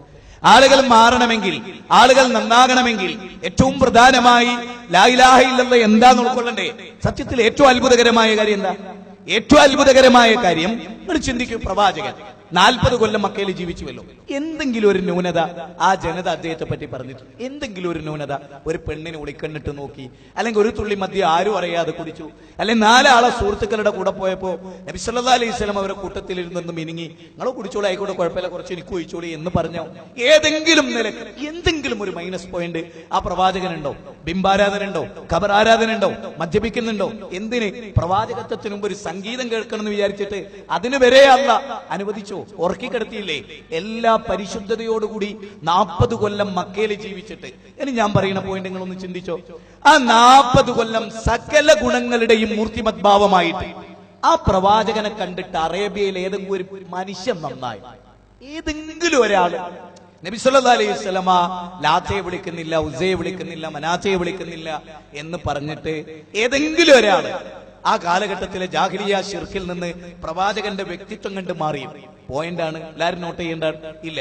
നബി സല്ലല്ലാഹു അലൈഹി വസല്ലമ എന്ന വ്യക്തി ഒരു തുള്ളി കുടിക്കണില്ല എന്ന കാരണം പറഞ്ഞ് കുടിച്ചുകൊണ്ടിരുന്ന ഒരു ചെറുപ്പക്കാരൻ ആ പണി നിർത്തിയോ? പലിശ കൊടുത്തോണ്ടിരുന്ന ഒരു ചെറുപ്പക്കാരൻ, നബി നല്ല കച്ചവടക്കാരനാണ്, യാതൊരു അളവിലും തൂക്കത്തിലും കൃത്രിമം കാണിക്കില്ല, നല്ല പ്രവാചകത്വത്തിന് മുമ്പ് തന്നെ ഖദീജ ബീവിയുടെ ഭർത്താവായിരിക്കെ, എന്നിട്ട് ആരെങ്കിലും അവിടുത്തെ അളവിലും തൂക്കത്തിലും കൃത്രിമത്തെ കാണിക്കുന്ന ഇല്ലാണ്ടാക്കി? ഇല്ല. നേരെ മറിച്ച് ഇതൊക്കെ നബി പറയാൻ തുടങ്ങിയപ്പോ പോയിന്റ് നിങ്ങൾ ശരിക്കും മനസ്സിലാക്കുക. അതായത് ഇപ്പൊ മുജാഹിദ് പ്രസ്ഥാനത്തിൽ തൗഹീദ് നന്നായി പഠിച്ചിട്ടെടുത്ത് മിണ്ടാണ്ടെന്നാൽ ഓന്റെ വീട്ടിലും മാറ്റം ഉണ്ടാവില്ല, ഓന്റെ മഹലിലും മാറ്റം ഉണ്ടാവില്ല, ഓൻ എത്ര പണ്ഡിതനായാലും. അതുകൊണ്ടാണല്ലോ പ്രാസംഗികരായ ഞങ്ങളും പണ്ഡിതന്മാരായ പല ആളുകളും ചെല്ലു പറയാതിരുന്നപ്പോ എന്തുണ്ടായി? സമൂഹത്തിൽ മാറ്റമൊന്നും ഉണ്ടായില്ല, അവരെ കുടുംബത്തിൽ മാറ്റം ഉണ്ടായില്ല. നിലവിളക്ക് കൊടുക്കുന്നിടത്ത് അവസാനം എത്തിയത് നിലവിളക്ക് പച്ചക്ക് കൊളുത്തുന്നിടത്തല്ലേ? KNMന്റെ സെക്രട്ടറി പച്ചക്ക് നിലവിളക്ക് കൊളുത്തുന്നിടത്തല്ലേ എത്തി? എന്ത് നിങ്ങൾക്ക് മനസ്സിലായി? നമ്മളെ മുശ്രിക്കാക്കുന്ന തിരക്കിൽ തൗഹീദ് മറന്നുപോയി. നമ്മളെ മുശ്രിക്കാക്കുന്ന തിരക്കില് സെക്രട്ടറിക്ക് തൗഹീദ് പഠിപ്പിക്കാൻ പറഞ്ഞു. ഏത് സെക്രട്ടറി മക്കളെ? ഒരു യൂണിറ്റിന്റെ സെക്രട്ടറിയാ, സ്റ്റേറ്റ് സെക്രട്ടറി കരുവള്ളി മുഹമ്മദ് മൗലവി എന്ന മഹാപണ്ഡിത കേസരി മഹാചാര്യൻ ഇരിക്കേണ്ട സീറ്റില് ഒരുത്തൻ കയറിയിരുന്നു സെക്രട്ടറി. ഓൻ അവസാനം എന്ത് ചെയ്ത്? നിലവിളക്കുണ്ട് ഈ കൊളുത്തി. ഈ റസൂലിന്റെ വാചകം വല്ലാത്തതാണ്. ശിർക്കില്ലാത്തവര് നേരെ അത് പറഞ്ഞാൽ എങ്ങട്ട് തിരിയുന്ന മക്കളെ? റസൂല് പറഞ്ഞ് എങ്ങനായി മരിക്കുന്നു? അമ്പളക്ക് കൊളുത്തിയപ്പങ്ങാണ് അറ്റാക്ക് വന്ന ആ സെക്രട്ടറി മരിച്ച അവസ്ഥ എന്താ? ഏറിയ കളിയും കളിച്ച് ജില്ലയിലെ നല്ല മനുഷ്യന്മാരെ മൂലക്കിരുത്തിയതിന്റെ റിസൾട്ട് ആയിട്ടല്ലേ അള്ളാനെ കണ്ടുമുട്ടുക. ഇനിയെങ്കിലും ഓർത്ത് നേരം വെളുത്തോളി. VS അച്യുതാനന്ദൻ പറഞ്ഞൊരു വാക്ക് എനിക്ക് പറയേണ്ടി വന്നതിൽ ഖേദമുണ്ട്. അരിയാഹാരം കഴിക്കുന്നവരെ ഇനിയെങ്കിലും ഒന്ന് ചിന്തിക്കണം. നിങ്ങളൊന്ന് ആലോചിച്ചു നോക്കേ സഹോദരങ്ങളെ, നിങ്ങൾ ആലോചിച്ചു നോക്ക്. നമ്മളെ നേരെ തൗഹീദ് പറഞ്ഞ് പരപ്പുറത്ത് കയറി തുള്ളിച്ചാടിയവർ എന്തായി? കൂടെ കിടന്നുറങ്ങിയവന് തൗഹീദ് എന്താ അറിഞ്ഞൂടാ. ആലോചിച്ചു നോക്കണം. നിലവിളക്ക് കൊളുത്തി KNMന്റെ സെക്രട്ടറി അറിയോ? വ്യാഖ്യാനിക്കാൻ കഴിയില്ല. ഏത് ചെറിയ പിഞ്ചു പൈതലിനെ അറിഞ്ഞൂടെ അത്? അല്ലേ? ഞാനൊരു ക്ഷേത്രത്തിൽ പോയി, മണിമല ക്ഷേത്രത്തില് ഒരു നിലവിളക്കുള്ളടുത്ത് പ്രസംഗിച്ചു. KNM ചെയ്ത പണി എന്താ? ആ നിലവിളക്ക് നെറ്റിലിട്ടിട്ട് മുജാഹിദ് വാലിശ്ശേരി നിലവിളക്കിനെ ആരാധിക്കുന്നു എന്നാണ് കമന്റ് ഇറക്കി. അല്ലേ? സത്യത്തിൽ ആ മണിമല ക്ഷേത്രത്തിൽ ഉണ്ടായത് എന്താ? ആ നിലവിളക്കിന് ഇങ്ങനെ ചൂണ്ടി ബാക്കിലിരിക്കുന്ന നിലവിളക്ക് കൊളുത്തിയോലോട് പറഞ്ഞത് വമ്പിച്ച തെറ്റാണ്, ബൗദ്ധൈവത്താണ്, ചെയ്യരുത്, നരകത്തിലാണ്. അതാണ് ഞാൻ അവിടെ പറഞ്ഞത്. എന്നിട്ട് പോലെ എന്താ ചെയ്തത്? ആ നിലവിളക്ക് എടുത്തു വെച്ചിട്ട് ഞാൻ അതിനെ വിളിച്ചു പ്രാർത്ഥിച്ചു, ആരാധിച്ചു എന്നൊക്കെ പറഞ്ഞിട്ടാണ് അത്. അല്ലേ? ഇപ്പൊ എവിടെ എത്തി? ഹുസൈൻ സലഫി ഒരു പള്ളിക്ക് തറക്കല്ലിട്ടു. അയാളത്തിന് എന്താ പറഞ്ഞ്? ജിന്ന് പൂജകർ ഇതാ അപ്പൊ കല്ലും ആരാധിക്കുന്നു. അതെ, എന്നിട്ട് പറഞ്ഞെന്നറിയോ? ക്ഷേത്രത്തിൽ തൗഹീദ് പറയുന്ന ബാലൻ എന്തുകൊണ്ട് ഇത് എതിർത്തില്ല? നിങ്ങൾ ആലോചിക്കണം. ഇപ്പൊ എവിടെ എത്തി? നിലവിളക്കിന്റെ അടുത്ത് നിന്നതല്ല. ഈ മണിമല ക്ഷേത്രത്തിൽ ഒരു സംഭവം ഉണ്ടായി. അതിനു മുമ്പ് ആ ക്ഷേത്രത്തിൽ പ്രസംഗിച്ച ഒരു മൊയ്ലിയാരെയും അവർ അന്ന് ക്ഷണിച്ചിരുന്നു. ആ മൊയ്ലിയാർ നിലവിളക്കിന് നേരെ ഇങ്ങനെ നീങ്ങിയപ്പോ ഞാൻ ബേക്കുന്ന ജുബ്ബ പിടിച്ചിങ്ങോട്ട് വലിച്ച് ആ സാധു, അതായത് ഒരു മൊയ്ലിയാരാണ്, ആ സാധു എല്ലാരും ചെന്ന് നിലവിളക്ക് കൊടുത്തു. ഞാൻ ആ സാധുവിനെ എല്ലാരും കാണുകയും ചെയ്യരുത്, ഇങ്ങോട്ട് പിടിച്ചിന്റെ അടുത്തേക്ക് അടുപ്പിച്ച് അവിടെ നിർത്തി, അവിടെ പിടിച്ചു കൊടുത്തു. എല്ലാം കഴിഞ്ഞ് മൂപ്പരയുടെ വിട്ടുപോയി ഇരുന്നോളി പറഞ്ഞ കസേലയിൽ അവിടെ ഇരുന്നോളിയാ. എല്ലാം കഴിഞ്ഞപ്പോ അദ്ദേഹം എന്നോട് പറഞ്ഞ്, പടച്ചോനാണ് നിങ്ങൾ ഇന്നെ ആ പിടിച്ചു വലിച്ചുകൊണ്ട് ഞാൻ കഴിച്ചില്ലായി. കാരണം പ്രസംഗം അവസാനിച്ച മൂപ്പർക്ക് എന്റെ ഗൗരവം മനസ്സിലായത്. ഞാൻ പിടിച്ചു വലിച്ച മൂപ്പർക്ക് ഗൗരവം മനസ്സിലായിട്ടില്ല. എന്റെ പ്രസംഗം അവസാനിച്ച സത്യം അയാൾ എന്നെ കെട്ടിപ്പിടിച്ചു. പക്കാ ഒരു മുസ്ലിയാരാണ്. അയാൾ പറഞ്ഞു എനിക്ക് പഠിക്കണം, എന്നെ വല്ലാതെ എനിക്ക് 2 വാക്ക് പറയണമെന്നുണ്ടായിരുന്നു പ്രസംഗത്തില്. പക്ഷെ എനിക്കൊന്നും പറയണ്ട, നിങ്ങൾ പറഞ്ഞ് കൊളാക്കാൻ ഞാൻ ഉദ്ദേശിക്കണില്ല. ആരെങ്കിലും ഇത് ഞാൻ വെറുതെ പറഞ്ഞല്ല, ഇതൊരു ആവേശത്തിന് പറഞ്ഞതോ ഇത് എന്നെ പറ്റി പറയാനോ പറഞ്ഞതല്ല. സുഹൃത്തുക്കളെ, ഒരു നിലവിളക്ക് കൊളുത്തുന്നിടത്തേക്ക് നമ്മുടെ ഒരു സെക്രട്ടറി എത്തിയെന്ന് പറഞ്ഞാൽ നിങ്ങൾക്ക് ഒരു പക്ഷേ അത് ആഘോഷമായിട്ട് തോന്നുന്നുണ്ടാവാം. എന്റെ മനസ്സിന് വല്ലാത്തൊരു നീറ്റലാണ് ഉണ്ടായിട്ടുള്ളത്. സുഹൃത്തുക്കളെ, പടച്ചോന്റെ പ്രവാചകന്റെ വാക്ക് പുലരുന്നത് നേരിട്ട് കണ്ടിട്ടും നമ്മളോട് ശത്രുത വെച്ച് പുലർത്തുന്നവരോട് സഹതാപമുള്ളൂ ഞങ്ങൾക്ക്. ലാ ഇലാഹ ഇല്ലല്ലാഹ് സത്യത്തിൽ എവിടെയാണ് നമ്മളുള്ളത്? ലാ ഇലാഹ, ഒരു ഇലാഹുമില്ല. അഗ്നി ആരാധനയുടെ ഭാഗമാണ് നിലവിളക്ക് കൊളുത്തല്. എത്ര വർഷം ഈ മുജാഹിദ് പ്രസ്ഥാനത്ത് പറയും? കുഞ്ഞാലിക്കുട്ടി സാഹിബ് നിലവിളക്ക് കൊളുക്കാതെ മാറുന്നില്ലേ? നോക്ക് നിങ്ങള്. കുഞ്ഞാലിക്കുട്ടി സാഹിബ് KJയുടെ മെമ്പറാണോ? KNMന്റെ സെക്രട്ടറിയാണോ? ഒരു പൊതുജന സമൂഹത്തിലെ മെമ്പർ. അയാള് ആര് നിൽക്കുന്ന സദസ് ലോകം മുഴുവനും കാണുന്നിടത്ത് ഇത് ലോകം മുഴുവനൊന്നും കാണാത്തടത്ത് എന്തിനാ നിലവിളക്ക് കൊളുത്തി കൊടുത്ത്? നിങ്ങൾക്ക് ഇതിന്റെ ഗൗരവം മനസ്സിലാണ്? എനിക്കറിയില്ല. കുഞ്ഞാലിക്കുട്ടി സാഹിബ് മാറി നോക്കി ഞങ്ങളുടെ മത്തിനെതിരാ. ഞാനാ ചെല്ലിയ ലായിലായുള്ളതുണ്ടല്ലോ അതിനെതിരാ എന്ന് പറയാൻ ആ ബോധം പോലും ഒരു KNMന്റെ സ്റ്റേറ്റ് സെക്രട്ടറിമാരിൽ ഒരാൾക്ക് ഉണ്ടായില്ല എന്ന് പറഞ്ഞാൽ എന്റെ പൊന്നാര മുജാഹിദുകളെ, ആർക്ക് വേണ്ടി ഞങ്ങൾ ഈ കക്ഷിത്വമായിട്ട് ജീവിച്ചു പോണത്? ആർക്കു വേണ്ടി ഞങ്ങൾ ഈ കക്ഷിത്വമായിട്ട് ജീവിച്ചു പോണത്? ഇത് മാത്രമല്ല, ഞങ്ങളുടെ കയ്യിലുള്ള നിങ്ങൾ ഞെട്ടിപ്പിക്കും. ബിംബത്തിന് മുമ്പിൽ കൈകൂപ്പിക്കുന്നവരുണ്ട് ആ കൂട്ടത്തിൽ എന്ന് ഞാൻ പറഞ്ഞാൽ നിങ്ങൾ വിശ്വസിക്കുമോ? നിങ്ങൾ ആലോചിച്ചു എന്തൊക്കെ നമ്മുടെ കയ്യിലുള്ളത്? ഞങ്ങൾ ഇതുവരെ നിങ്ങളെ നാറ്റിക്കാൻ മെനക്കെട്ടില്ല. പക്ഷേ ഞങ്ങളുടെ പ്രാർത്ഥന പടച്ചോൻ കേട്ടു തുടങ്ങിയിട്ടുണ്ട്. അതിന്റെ ഒരുപാട് റിസൾട്ടുകൾ ഇവിടെ ഉണ്ട്. ജീവിതത്തിൽ ഏതെങ്കിലും ഒരു സിറ്റിയോട് ആരാധനയുടെ ഒരു 0% ആരാധനയുടെ ഒരു ഭാവം തോന്നാത്ത ഞങ്ങളെ എന്തൊക്കെയാക്കി നിങ്ങൾ ചിത്രീകരിച്ചു? എന്തെല്ലാമായി ചിത്രീകരിച്ചു? എന്തൊക്കെയായി ചിത്രീകരിച്ചു? അതിന്റെ തിക്താനുഭവങ്ങൾ നിങ്ങൾ അനുഭവിക്കാൻ പോകുന്നു. മടങ്ങണം. ഞങ്ങൾ പ്രാർത്ഥിക്കുന്ന എന്താ അറിയോ? നിങ്ങൾക്കൊരു വീണ്ടും വിചാരം ഉണ്ടാകട്ടെ എന്ന്. നിങ്ങൾക്കൊരു മാറ്റം ഉണ്ടാകട്ടെ, നിങ്ങളൊരു തിരിച്ചറിവിലെത്തട്ടെ. അള്ളാഹു നിങ്ങൾക്ക് അതിനൊരു തിരിച്ചറിവ് നൽകട്ടെ. അലൈസ മിൻകും റജുലുർ റഷീദ് എന്ന് ഞങ്ങൾ ഒരു മാസം മുമ്പ് ചോദിച്ചിരുന്നു. ഇപ്പൊ അത് തിരിച്ചെടുക്കുകയാണ്. ചിലർക്കൊക്കെ തിരിഞ്ഞിട്ടുണ്ട്, ചിലരൊക്കെ ചോദിച്ചു തുടങ്ങിയില്ലേ. അപ്പൊ അലൈസ മിൻകും റജുലുർ റഷീദ് എന്ന് ചോദിച്ചിട്ട് കാര്യമില്ല. നിങ്ങളുടെ കൂട്ടത്തിൽ വിവേകമുള്ള ഒരാളെങ്കിലും ഇല്ലേ? ഉണ്ടായി, പലരും ഉണ്ടായി. ഇനി ഒരുപാട് ആളുകൾ ഉണ്ടാവും. ഞാൻ പറയുന്നത് സുഹൃത്തുക്കളെ, സഹപ്രവർത്തകരെ, ലാ ഇലാഹ ഇല്ലല്ലാഹ് എന്തിനാ? ഞാൻ നിങ്ങളോട് ചില കാര്യങ്ങൾ പറയാം, വളരെ ചുരുക്കി പറയാം, വേഗത്തിൽ പറഞ്ഞു പോവുകയാണ്. നബി സല്ലല്ലാഹു അലൈഹി വസല്ലം വരുന്ന അറബികൾ, ഞാൻ നേരത്തെ പറഞ്ഞു, എല്ലാ അർത്ഥത്തിലും തിന്മേലായിരുന്നവർ. അവരെങ്ങനെ നന്നായി? അവരെ നന്നാക്കാൻ നബി ഉപയോഗിച്ച ആയുധം എന്താണ്? ലാ ഇലാഹ ഇല്ലല്ലാഹ് അല്ലേ? ആയിഷ ബീവി റളിയല്ലാഹു തആല അൻഹ പറയുന്നത് എന്താ? നമ്മൾ ഇവിടുത്തെ മുസ്ലിമീങ്ങളോടൊക്കെ എന്താ പറയുന്നത്? മുസ്ലിമീങ്ങളോടൊക്കെ നമ്മൾ പറയുന്നത് ലാ ഇലാഹ ഇല്ലല്ലാഹ് നിങ്ങൾ ശരിക്കും ഉൾക്കൊണ്ടിട്ട് ജനങ്ങൾ നിങ്ങളത് പഠിപ്പിച്ചു കൊടുക്കും.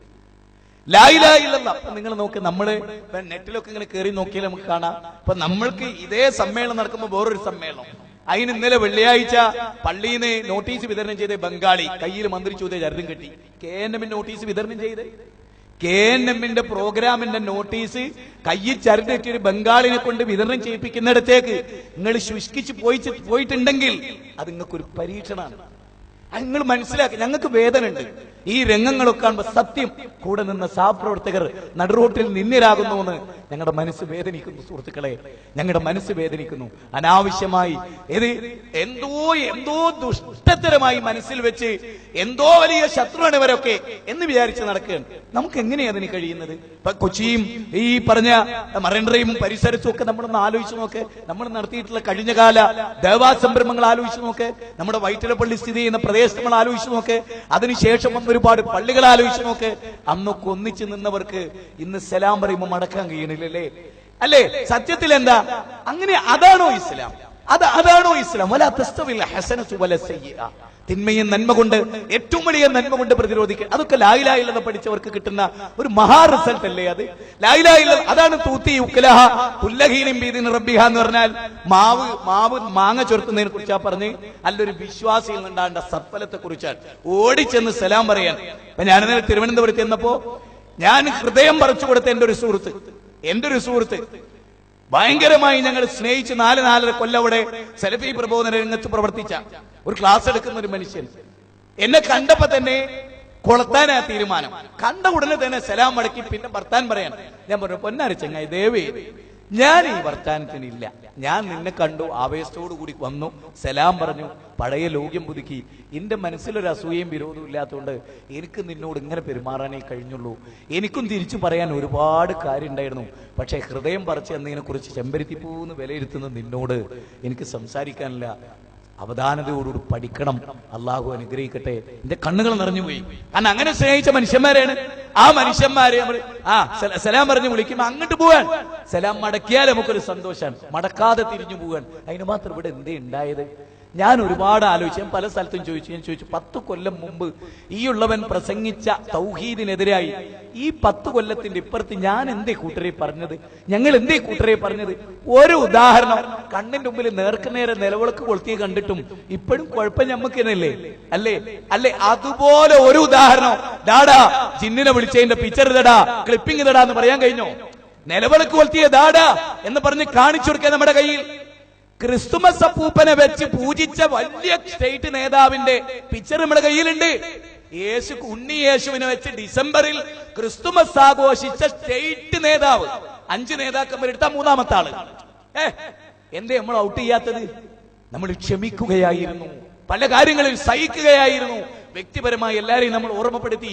ഇപ്പൊ ജനങ്ങൾ, നമ്മളൊന്നും അറിയണ്ട, ലോകത്ത് സാധാരണക്കാർ പറഞ്ഞുകൊള്ളുതൊക്കെ. സുഹൃത്തുക്കളെ, അവിടെയാണ് ഞാൻ ചോദിക്കുന്നത്. ലാ ഇലാഹ ഇല്ലല്ലാഹിലെ ലാ ഇലാഹ, ഒരാരാധ്യനുമില്ല. ഇത് പ്രഖ്യാപിക്കുമ്പോ എല്ലാ അർത്ഥത്തിലും ആരാധനയുടെ സമസ്ത ഭാവങ്ങളും കാര്യകാരണ ബന്ധത്തിനധീതമായി നമ്മളെ സഹായിക്കാൻ കഴിവുള്ള, അഭൗതികമായി നമ്മളെ സഹായിക്കാൻ കഴിവുള്ള ലോകത്തിന്റെ നാഥനോട് ചോദിക്കുന്നു നമ്മള്. ആ ലാ ഇലാഹ ഇല്ലല്ലാഹ്. നോക്കേ, മക്കയിൽ ആയിഷ ബീവി പറഞ്ഞ വാക്ക് പറഞ്ഞാണല്ലോ ഞാൻ ഇങ്ങോട്ട് വന്നത്. ആയിഷ ബീവി പറഞ്ഞത് 13 കൊല്ലം, പച്ചയായ ഒരു യാഥാർത്ഥ്യം. 13 കൊല്ലം എനിക്ക് ഏറ്റവും ഗൗരവമായി തോന്നിയ രംഗം ഞാൻ പറഞ്ഞോട്ടെ.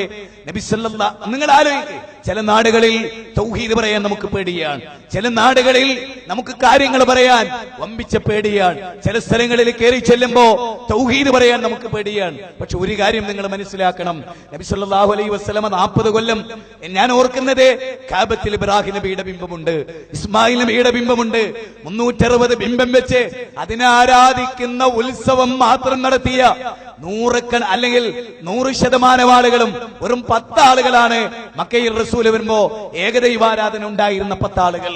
ബാക്കിയുള്ള എല്ലാവരും മുശ്രിക്കുകളായിരുന്നു, നിരീശ്വരവാദികളായ കുറഞ്ഞ ആളുകൾ ഉണ്ടായിരുന്നു. ആ മണ്ണിലേക്കാണ് ഒരു പിൻബലമില്ലാതെ, ആ സ്ഥാനമില്ലാതെ, ലെറ്റർ ബേർഡ് ഇല്ലാതെ, സഹായിക്കാൻ ആളില്ലാതെ, കൂടെ നിൽക്കാൻ ആളില്ലാതെ ആദ്യമായി പ്രവാചകൻ ഇറങ്ങിയത്. നിങ്ങൾ ആരെങ്കിലും ആ രംഗത്തെ കുറിച്ച് ആലോചിച്ചിട്ടുണ്ടോ? ഭാര്യ എതിരായിരുന്നു, മകനെതിരായിരുന്നു നൂഹ് നബി അലൈഹി ഇസ്ലാമിന്, അല്ലേ? ഖാല റബ്ബി ഇന്നി ദഅഉതു ഖൗമി ലൈലൻ വനഹാറ. അല്ലാഹുവേ, രാവും പകലും ഞാൻ ഈ ജനങ്ങളെ വിളിച്ചു. ഇന്ന് ഞാൻ ഇവിടെ ഈ പള്ളിയിൽ നിന്ന് മഗ്‌രിബ് നിസ്കരിച്ചിറങ്ങുമ്പോ 2 KNMന്റെ ആളുകൾ എന്നെ പിടിച്ചു നിർത്തി. ബാലുശ്ശേരി, പഴയ ബാലുശ്ശേരിനെയാ ഞങ്ങൾക്ക് വേണ്ട, പഴയ തൗഹീദ് പറയുന്ന ബാലുശ്ശേരിനെയാ വേണ്ട. ഞാൻ ചോദിച്ചു, ഇപ്പൊ എന്റെ തൗഹീദിന് എന്താ കുറവ്? ഇപ്പൊ എന്താ കുറവ്? കേരളത്തിൽ ഞാൻ പറയുന്ന തൗഹീദിന് എന്താ കുറവ്? എനിക്ക് ഇതുവരെ മനസ്സിലായിട്ടില്ല കൂട്ടരെ. KM മൗലയുടെ പുസ്തകം വായിച്ചപ്പോ ഞാൻ പറയുന്ന തൗഹീദ് എന്ന് എനിക്ക് ബോധ്യപ്പെട്ട്, ഉമർ മൗലയുടെ ഓർമ്മകളുടെ തീരത്ത് വായിച്ചപ്പോ ആ തൗഹീദാണ് ഞാൻ പറയുന്നതെന്നാണ് എന്റെ ബോധ്യം. കുഞ്ഞീദ് മദനി പഠിപ്പിച്ച തൗഹീദാണ് ഞാൻ പറയുന്നത്. AP അബ്ദുൽ ഖാദർ മൗലയെ കൊട്ടപ്പുറത്ത് അവതരിപ്പിച്ച തൗഹീദാണ് ഞാൻ പറയുന്നത്. പൂനൂര് ഖണ്ഡനമടർ നടത്തി AP അബ്ദുൽ ഖാദർ മൗലയെ സുന്നികളെ ഖണ്ഡിക്കുന്ന കാലത്ത് എന്റെ അമ്മ എന്നെ പ്രസവിച്ചത്, ആ ഖണ്ഡനം നടക്കുന്ന കാലത്ത് AP പറഞ്ഞ തൗഹീദാണ് സുഹൃത്തുക്കളെ ഇപ്പോഴും നമ്മൾ പറയുന്നത്. എന്നിട്ട് നമ്മളെ പിടിച്ചു നിർത്തി നമ്മുടെ കൈപിടിച്ചു പറയാണ്, നിങ്ങൾ പഴയ തൗഹീദ് പറയണം, നിങ്ങൾ ഇപ്പൊ കുഴപ്പാണ് എന്ന്. ഞാൻ ചോദിച്ച എന്തോ ഒരു കുഴപ്പം, ഒരു ഉദാഹരണം പറയാനില്ല. എന്തിനീ നുണ പറഞ്ഞ് ആ നുണ പറയുന്നതിനിടയിൽ എങ്ങാനും അള്ളാഹു നമ്മളെ റൂഹ് പിടിച്ചാൽ എന്തായിരിക്കും നമ്മുടെ സഹപ്രവർത്തകരുടെ വല്ലാത്തൊരു ബേജാറ്. ഒരു കാര്യങ്ങൾ ഓർക്കണം, സിറാത്ത് എന്ന പാലം കടന്നിട്ട് ഒരു പാലവും കൂടി ഉണ്ട് പരലോകത്ത്. അതാർക്കുള്ള അറിയോ? സിറാത്ത് എന്ന പാലം ആരാ കടക്കുക? സ്വർഗാവകാശികളാകുന്നവർ. എന്നാ തൗഹീദ് ഉള്ളവർ ആ പാലം കടന്നിട്ട് ഒരു സ്ഥലത്ത് തടയപ്പെടും. അവരാരാ? ഞാനും നിങ്ങളുമാണ്. അവരാരാ? ഞാനും എന്നോട് പിണങ്ങിപ്പോയ സുഹൃത്തുക്കളുമാണ്, എന്നോട് പിണങ്ങി നിൽക്കുന്ന സലാഹിമാരാണ്, എന്നോട് പിണങ്ങി നിൽക്കുന്ന ആളുകൾ. നമ്മൾ അങ്ങോട്ട് പിണങ്ങിയിട്ടില്ല എന്ന് വരെ ഒരുത്തന് പറയാൻ കഴിയില്ല. ബാലുശ്ശേരി ഞങ്ങളെ കണ്ടിട്ട് മിണ്ടിയില്ല, ഞങ്ങളോട് സലാം പറഞ്ഞില്ല, പഴയ അതേ ഭാവത്തോടെ സംസാരിച്ചില്ല എന്ന് പറയാൻ പറ്റില്ല. സുഹൃത്തുക്കളെ, ലാ ഇലാഹ ഇല്ലല്ലാഹ് നന്നാകാനാണ്, ലാ ഇലാഹ ഇല്ലല്ലാഹ് ഒന്നാകാനാണ്, ലാ ഇലാഹ ഇല്ലല്ലാഹ് വെട്ടിമുറിക്കാനല്ല, ലാ ഇലാഹ ഇല്ലല്ലാഹ് തകർക്കാനല്ല. അല്ല, ലാ ഇലാഹ ഇല്ലല്ലാഹ് ഒരു ഇല്ലാത്ത കൃത്രിമത്വത്തിന്റെ അനൈക്യത്തെ, ഒരിക്കലും സാധ്യമാകാത്തൊരു അനൈക്യത്തിന്റെ കെട്ടുപൊട്ടിച്ച് യഥാർത്ഥമായ ഐക്യത്തിൽ മനുഷ്യരെ കൊണ്ടുവരാനാണ് ലാ ഇലാഹ ഇല്ലല്ലാഹ്. അല്ലാഹു അല്ലാതെ ഒരു ഇലാഹുമില്ല, ഒരു സൃഷ്ടിയെയും ആരാധിക്കപ്പെട്ടുകൂടാ. ഈ സന്ദേശം നോക്ക്. മദ്യപിക്കരുത് എന്നായിരുന്നു റസൂൽ ഞങ്ങളോട് പറഞ്ഞിരുന്നതെങ്കിൽ, കള്ളു കുടിക്കരുത്, അതായത് വ്യഭിചരിക്കരുത് എന്നായിരുന്നു റസൂൽ സല്ലല്ലാഹു അലൈഹി വസല്ലം ഞങ്ങളോട് പറഞ്ഞിരുന്നതെങ്കിൽ ഈ ജനത മാറുമായിരുന്നില്ല, ഈ ജനത മാറുമായിരുന്നില്ല. മറിച്ച് ഈ ജനത മാറിയത് അള്ളാഹനെ ശരിക്കും ഇങ്ങോട്ട് പഠിപ്പിച്ചു കൊടുത്തു, പടച്ചോനെ ശരിക്കും ഇങ്ങോട്ട് പഠിപ്പിച്ചു കൊടുത്തു. ഇന്നലെ സുഹൃത്തുക്കളെ ഒരു സംഭവം ഉണ്ടായി. കണ്ണൂർ ഖുതുബ കഴിഞ്ഞ് മെനയാന്ന് ഞാൻ ട്രെയിനിൽ യാത്ര ചെയ്യുകയാണ്. ഒരു DYFIയുടെ ജില്ലാ സെക്രട്ടറി പിന്നെ യാദർശികമായി പരിചയപ്പെട്ടപ്പോ എന്റെ ഒരു സുഹൃത്തിന്റെ കയ്യിൽ അദ്ദേഹത്തിന് നമ്മുടെ പ്രസ്ഥാനത്തിന്റെ ഏറ്റവും നല്ല കേസറ്റുകൾ കൊണ്ടുപോയി CD കൊണ്ടുപോയി കൊടുത്ത് അവിടെ കൊടുത്തപ്പോ ആ സുഹൃത്ത് പിന്നെ ചോദിച്ചു, ആ സുഹൃത്തുമായി ബന്ധപ്പെട്ടപ്പോ ഞാൻ തൊട്ടപ്പുറത്തിരിക്കുന്നു എന്ന് പറഞ്ഞ 2 മുസ്ലിയാക്കന്മാർ, ഒന്ന് നജീബ് മൗലവിയുടെ ശിഷ്യനാണ് നമ്മുടെ ദക്ഷിണ കേരളയുടെ, ഒന്ന് വേറൊരു കുട്ടി ഡൽഹിയിലെ വാഫി പട്ടം കിട്ടുന്ന ഡൽഹിയിൽ പഠിക്കുന്ന ഒരു പയ്യനാണ്, ഒരു ചെറുപ്പക്കാരനാണ്. ആ ചെറുപ്പക്കാരൻ എന്റെ അടുത്ത് വന്നിരുന്നു, സുന്നിയാണ്. അവനോട് പറഞ്ഞു, ഞാൻ നെറ്റിലെ ക്ഷേത്രത്തിലെ പ്രസംഗം കേൾക്കാറുണ്ട്, സത്യത്തിൽ എനിക്ക് തൗഹീദ് പഠിക്കണമെന്നുണ്ട്, ഒന്നും മനസ്സിലായിട്ടില്ല. ഞാൻ വളരെ ആത്മാർത്ഥമായി ഈ മനുഷ്യനോട് സംസാരിക്കാൻ, എന്റെ വേദനയാണ് ഞങ്ങളോട് പറയുന്നത്. ആത്മാർത്ഥമായി എന്ന് പറഞ്ഞാൽ പരിസരമൊക്കെ മറന്ന്, എന്റെ ക്ഷീണം മറന്ന് ഞാൻ ആ മനുഷ്യനോട് ആവേശത്തോടെ അവൻ കേട്ടു നിൽക്കുകയാണ്. അവന്റെ കണ്ണുകൾ വിടർന്ന് വരുന്നത് എനിക്ക് കാണാൻ സാധിച്ചു. പടച്ചവനെ, ഞാൻ എന്റെ മനസ്സിൽ പ്രാർത്ഥിച്ച ഒരു മുസ്ലിയാരുട്ടിയാണല്ലോ റബ്ബേ, നാളെ ശിർക്ക് പ്രചരിപ്പിക്കാൻ ഒരുപക്ഷെ കാരണമാകുന്ന ഒരു കുട്ടി, പടച്ചവനെ എന്റെ കലാമ് യഫ്ഖഹു ഖൗലി, എന്റെ കൗല് മനസ്സിലാകട്ടെ എന്ന പ്രാർത്ഥന ഇവിടെ സ്വീകരിക്കപ്പെടുകയാണ്. റബ്ബേ, ഈ കുഞ്ഞിന് ഇത് മനസ്സിലാവണം. അതിന്റെ ഇടക്കാണ് വലിയ മൊയ്ലിയാർ കയറി വരുന്നത്. സുബ്ഹാനല്ലാഹ്, അയാൾ കയറി വന്ന ഒരു 5 മിനിറ്റ് അയാളിന്റെ ഇത് കേട്ടിട്ട് ഇടക്ക് മൂപ്പര് കയറി. പിന്നുണ്ടല്ലോ മൊയ്ലിയാക്കന്മാരൊരു തർക്കം. പടച്ചവനെ, ഞാൻ ആ സമയത്ത് വിചാരിക്കണം, റബ്ബേ, ഒരു ഹിദായത്തിലേക്ക് നിമിത്തമാകുന്ന ഒരു പയ്യൻ ശക്തമായി ഇത് കേട്ടുകൊടുക്കുന്നതിൽ ഫിത്തനക്കാണല്ലോ പടച്ചവനെ ഈ മൊയ്ലിയാര രൂപന്റെ മുമ്പിലേക്ക് കടന്നു വന്നത്. സുഹൃത്തുക്കളെ, അവിടെ ഒരു സംഭവം കൂടി ഉണ്ടായി. അങ്ങനെ വടകര റെയിൽവേ സ്റ്റേഷനിൽ നിന്ന് ചുവന്ന കുറി തൊട്ട് ഒരമ്മ ഭക്തനായ ഒരു 45-46 വയസ്സുള്ള ഒരാള് കയറി. അയാൾ ഈ മൊയ്ലിയാരെ കണ്ടപ്പോ തന്നെ ഇങ്ങനെയാ കയറി. കാരണം ഓൾക്ക് എന്തുങ്ങനെയാണല്ലോ അതിനോട് കയറി വന്ന്. എന്നിട്ട് മൊയ്ലിയാര് സമർപ്പിക്കുന്നതിനോട് ഇവന് ഭയങ്കര ഇഷ്ടം. കാരണം ഇവന്റെ വിശ്വാസം അതാണ്. അമ്മയെ വിളിക്കുക, മുനമ്പത്ത് ബീവിനെ വിളിച്ചാൽ എന്താന്ന് മൊയ്ലിയാർ ചോദിക്കണേ. അപ്പൊ പിന്നെ ഓൻ അമ്മനെ വിളിച്ചാൽ എന്താ? ഓൻ വലിയ ആവേശത്തിൽ മൊയ്ലിയാരെ കാല് വരെ തൊട്ട് വന്ദിക്കുകയാണ്. ഞാൻ പറയണം, പടച്ചോനെ, ഇസ്ലാമിനെ പഠിച്ചൊരു വെള്ളിയാഴ്ച ഖുതുബ നടത്തി വരുന്ന മൊയ്ലിയാരെ കൊണ്ട് തൗഹീദ് കിട്ടേണ്ട രണ്ടാക്കത് ഇല്ലാതായി പോയല്ലോ റബ്ബേ. പടച്ചവനെ, ഇസ്ലാമിന്റെ ശത്രു ഒരു മൊയ്ലിയാരായി പോയല്ലോ പടച്ചോനെ. അതൊക്കെ കഴിഞ്ഞ് റബ്ബിന്റെ തൗഫീഖ് കൊണ്ട് സുഹൃത്തുക്കളെ, ഈ മൊയ്ലിയാരെ ഞാൻ നിശബ്ദമാക്കി നിർത്തിയ കുറച്ച് സമയം നിങ്ങളോട് എനിക്ക് സംസാരിക്കാനില്ല. സുബ്ഹാനല്ലാഹ്, ആ മുസ്ലിയാർ കുട്ടിനോട് ഞാൻ സംസാരിച്ചു. അവന്റെ മുഖവും ഭാവവും അവൻ അവസാനം എന്നെ തടവിയതൊക്കെ ഓർത്തപ്പോ എനിക്ക് തോന്നി അവന് മനസ്സിനെന്തോ സ്വാധീനിച്ചിട്ടുണ്ട്. ഞാൻ പ്രാർത്ഥിച്ചു, നമ്പറൊക്കെ കൊടുത്ത് നമ്മളൊരു പ്രവർത്തകനുമായി ബന്ധപ്പെടുത്തി കൊടുത്ത്, അവൻ ഏറ്റവും ബന്ധപ്പെടാൻ പറ്റിയ തിരക്കില്ലാത്ത നമ്മുടെ ഒരു പ്രവർത്തനവുമായി ബന്ധപ്പെടുത്തി കൊടുത്ത് കോഴിക്കോട് 2 മൊയ്ലിയാമാര് ഇറങ്ങിയപ്പോ പിന്നെ എനിക്ക് പരപ്പനങ്ങാടി വരെ ഈ ഹിന്ദുവിനെ കിട്ടുകയാണ്. സുഹൃത്തുക്കളെ, സഹോദരങ്ങളെ, ആ മനുഷ്യനോട് ഞാൻ ചോദിച്ചു, നിനക്ക് അമ്മയുണ്ടോ? എനിക്ക് അമ്മയുണ്ട്. അമ്മയ്ക്ക് എത്ര വയസ്സായി? 70 വയസ്സായി. ഓഹോ, നീ ആരാധിക്കുന്ന ദൈവത്തെക്കാൾ 10 വയസ്സ് കൂടുതൽ നിന്റെ അമ്മക്കുണ്ടില്ലേ? ആ ആദ്യത്തെ ചോദ്യം തന്നെ അവന്റെ കണ്ണ് പുറത്തേക്ക് തള്ളി. അപ്പൊ ഞാനിങ്ങനെ സംസാരിച്ച് ഞാൻ ചോദിച്ചു, ഋഗ്വേദം വായിച്ചിട്ടുണ്ടോ? പടച്ചവനെ, ചതുർവേദം വായിച്ചിട്ടുണ്ടോ ചോദിച്ചപ്പോ എന്നോട് ആ ചെറുപ്പക്കാരൻ, ഈ ചുവന്ന കുറി തൊട്ട ഏറ്റവും വലിയ ഭക്തൻ എന്ന് പറഞ്ഞ് ഗുരുവായൂരേക്ക് പോകുന്ന ഈ ചെറുപ്പക്കാരൻ ചോദിക്കുക, ഋഗ്വേദം അതെന്താണ്? എന്റെ ഹൃദയം പൊട്ടിപ്പോയി. എന്തിനാ? ഓനെ ഹൃദയം അറിയാത്തയുള്ള ദുഃഖല്ല. ഈ ഹിന്ദു സമൂഹത്തിൽ ഏറ്റവും ബേസിക്കായ ഒന്നുപോലും അറിയാത്ത ഈ കുട്ടി എന്തോ ഒരു മായാലോകത്താണ്. ഈ ചെറുപ്പക്കാരൻ എന്തോ ഒരു മായാലോകത്താണ്. ഞാൻ അവനുമായി ആത്മാർത്ഥമായി സംസാരിച്ചു. 2 കാര്യം അതെന്തുകൊണ്ടുണ്ടായത്. കൊക്കിന് വെച്ചത് കൊളക്കൊയ്ക്ക് കിട്ടി. ഇത് കേട്ടിരുന്നവരിൽ പലരും ഈ കാര്യം കേട്ടു. എന്റെ കൂടെ ഉണ്ടായിരുന്ന നമ്മുടെ ഒരു സെൽഫി പ്രവർത്തകന്റെ നമ്പർ വാങ്ങിച്ചു, ഒരു ബന്ധപ്പെട്ടു, ഒരു വിളിച്ചു. ഇന്ന് സുഹൃത്തുക്കളെ, ആ ചെറുപ്പക്കാരൻ, ഞാൻ പരപ്പനങ്ങാടി ഇറങ്ങി തിരൂരിറങ്ങുമ്പോ നമ്മുടെ പ്രവർത്തകനോട് പ്രകടിപ്പിച്ച സന്തോഷവും, ഇനി ഞാൻ എന്റെ ജീവിതത്തിൽ ഈശ്വരനെ കുറിച്ച് ശരിക്കും സുഹൃത്തുക്കളെ, ഏതൊരു ഇന്ത്യയിലെ 121 കോടി മനുഷ്യരും മരിച്ച് നരകത്തിലേക്ക് പോകുമ്പോ ഞാനും നിങ്ങളും എന്ത് ദൗത്യം നിർവഹിച്ചു എന്ന് നിങ്ങൾ ചിന്തിച്ചിട്ടുണ്ടോ? ഇന്നലെ കൊല്ലം ജില്ലയിൽ കണ്ണനല്ലൂർ പ്രസംഗിച്ച് സുബ്ഹാനല്ലാഹ്, ഓരോ വരികൾ ഉദ്ധരിക്കുമ്പോഴും അമുസ്ലിങ്ങൾ വന്ന് കൂടിക്കൂടി നിന്ന് അവസാനം ഒരു ക്രിസ്ത്യാനി എന്റെ കൂടെ ഓടി ഞാൻ ഭക്ഷണം കഴിക്കുന്ന വീട്ടിൽ വന്ന് സഹായിക്കണമെന്ന് പറഞ്ഞ് അവന്റെ കണ്ണുകൾ നിറഞ്ഞ് എന്നെ കെട്ടിപ്പിടിച്ചു വിരിയുമ്പോ എനിക്ക് തോന്നി, സുഹൃത്തുക്കളെ, ഇതാണ് അല്ലാഹ് നമ്മളെ ഏൽപ്പിച്ച ദൗത്യം. ഏതെങ്കിലും ഒരു പ്രവാചകനെ കാലിയാരായിട്ട് അള്ളാഹു നിയോഗിച്ചിട്ടില്ല. ഇത് ഒരു മുസ്ലിം മഹലിലെ കുട്ടികൾ കള്ളുടിച്ചും ശ്രീധനം വാങ്ങി ജീവിക്കുമ്പോ ഒരു നല്ല കാലിയാരായിട്ട് ആ പള്ളിയിലെ മിമ്പറിൽ കയറിക്കോ മുഹമ്മദ് നബിയെ എന്ന് പറഞ്ഞിട്ടുള്ള കൂട്ടരെ, ഒരു നബീനെയും കാലിയാരായി, ഒരു നബീനെയും വഖഫ് ബോർഡ് ചെയർമാനായിട്ടല്ലോ അള്ളാഹു തെരഞ്ഞെടുത്ത് പച്ചയായ മുസ്ലിങ്ങൾ ജീവിക്കുന്ന നാട്ടിൽ ചെന്ന് ലോകത്തിന്റെ സിട്ടാവിനെ പരിചയപ്പെടുത്തു എന്ന് പറഞ്ഞിട്ടാ കടന്നു വന്ന്. മുജാഹിദുകളെ, ദയവ് ചെയ്ത് എനിക്കൊരു അപേക്ഷയുണ്ട്. മടപൂരികളെ നിങ്ങൾ മറന്നേക്കൂ. നമ്മളെ പീഡിപ്പിച്ച് പുറത്തിറക്കിയവരെ നിങ്ങൾ മറന്നേക്കൂ. അവർക്ക് വേണ്ടി തഹജ്ജുദിൽ പ്രാർത്ഥിച്ചു കൊണ്ടിരിക്കുക. അവരുമായിട്ടുള്ള തർക്കം തൽക്കാലം അവസാനിപ്പിക്കുക. പണ്ഡിത ലോകത്ത് അത് നടക്കട്ടെ, പാമര ലോകത്ത് നടക്കേണ്ടില്ല. ഇതാ നോക്ക്, ലജ്നത്തുദ്ദായിമ ഒരു പുസ്തകം ഇറക്കിയിട്ടുണ്ട്. അബ്ദുൽ ജബ്ബാർ അബ്ദുള്ള അത് പരിഭാഷപ്പെടുത്തിയിട്ടുണ്ട്. മലയാളത്തിലെങ്കിലും അതൊന്ന് വായിച്ചു നോക്ക് സുഹൃത്തുക്കളെ. ഒരു ചെറിയ പുസ്തകമാണ്. ലജ്നത്തുദ്ദായിമ 2 സംഭവങ്ങൾ ഉദ്ധരിക്കുകയാണ്. അതായത്, ഫിലിപ്പൈൻസിൽ ഉണ്ടായിരുന്ന ഒരു ക്രിസ്ത്യാനി, അയാൾ ഇസ്ലാം സ്വീകരിച്ചു. അയാൾക്ക് യാദർശികമായി ഇസ്ലാം കിട്ടി. ഇസ്ലാം അയാള് ഊതി കത്തിച്ചു. അങ്ങനെ അദ്ദേഹത്തിന്റെ വിശ്വാസം ആളിക്കത്തി. അദ്ദേഹം ഫിലിപ്പൈനിലേക്ക് പോയി. 4000 അമുസ്ലിങ്ങളെയാണ് അദ്ദേഹത്തിന്റെ കാലയളവ് കൊണ്ട് ഇസ്ലാമിലേക്ക് വരാൻ അദ്ദേഹത്തിന് നിമിത്തമാകാൻ കഴിഞ്ഞത്. അദ്ദേഹം മരിച്ചിട്ടില്ല. 4000 മുസ്ലിങ്ങൾക്ക് ഇസ്ലാമിലെത്താൻ ആരായിരുന്നു ഈ ഫിലിപ്പൈനി? അയാൾ ഒരു പള്ളിയിലച്ഛനായിരുന്നു. ക്രിസ്ത്യാനിറ്റിയിലേക്ക് ആളുകളെ ക്ഷണിച്ച മനുഷ്യനായിരുന്നു. അയാൾ ഇസ്ലാമിലേക്ക് 4000 ആൾ തീർന്നില്ല. ലജ്നത്തു ദായിമ മറ്റൊരു കഥ കൂടെ പറയുന്നുണ്ട്. അതെന്താ? 16 കൊല്ലം സൗദിയിൽ ജീവിച്ചൊരു മുസ്ലിം 16 കൊല്ലം കഴിഞ്ഞ് വിസ എക്സ്പയറായി അയാൾ നാട്ടിലേക്ക് മടങ്ങുകയാണ്. നാട്ടിലേക്ക് മടങ്ങുമ്പോ നാട്ടിൽ ചെന്നു ഇനി എന്ത് ചെയ്യും എന്ന വിചാരത്തിൽ അയാൾ നിൽക്കുമ്പോ അയാൾക്ക് വീണ്ടും സൗദിയിലേക്ക് ഒരു വിസ കിട്ടുകയാണ്.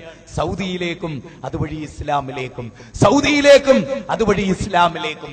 അയാള് അവിടുത്തെ വലിയ ഹോട്ടലുകളുടെ മെയിന്റനൻസ് വർക്ക് തീർക്കുന്ന ഒരു ജോലിയാണ് അയാൾക്ക് കിട്ടിയത്. അങ്ങനെ അയാൾ ഒരു റൂമില് ആരോ തലേന്ന് കൂടിയ ഒരു ഇസ്ലാമിക പ്രബോധകൻ കൂടിയ വാടകയ്ക്കെടുത്ത് കൂടിയ റൂമിൽ അതിന്റെ വർക്ക് തീർക്കാൻ വേണ്ടി അയാൾ ചെന്നപ്പോ അവിടുത്തെ ടീപ്പോയിൽ ഒരു ലഘുലേഖ കിടക്കുന്നു.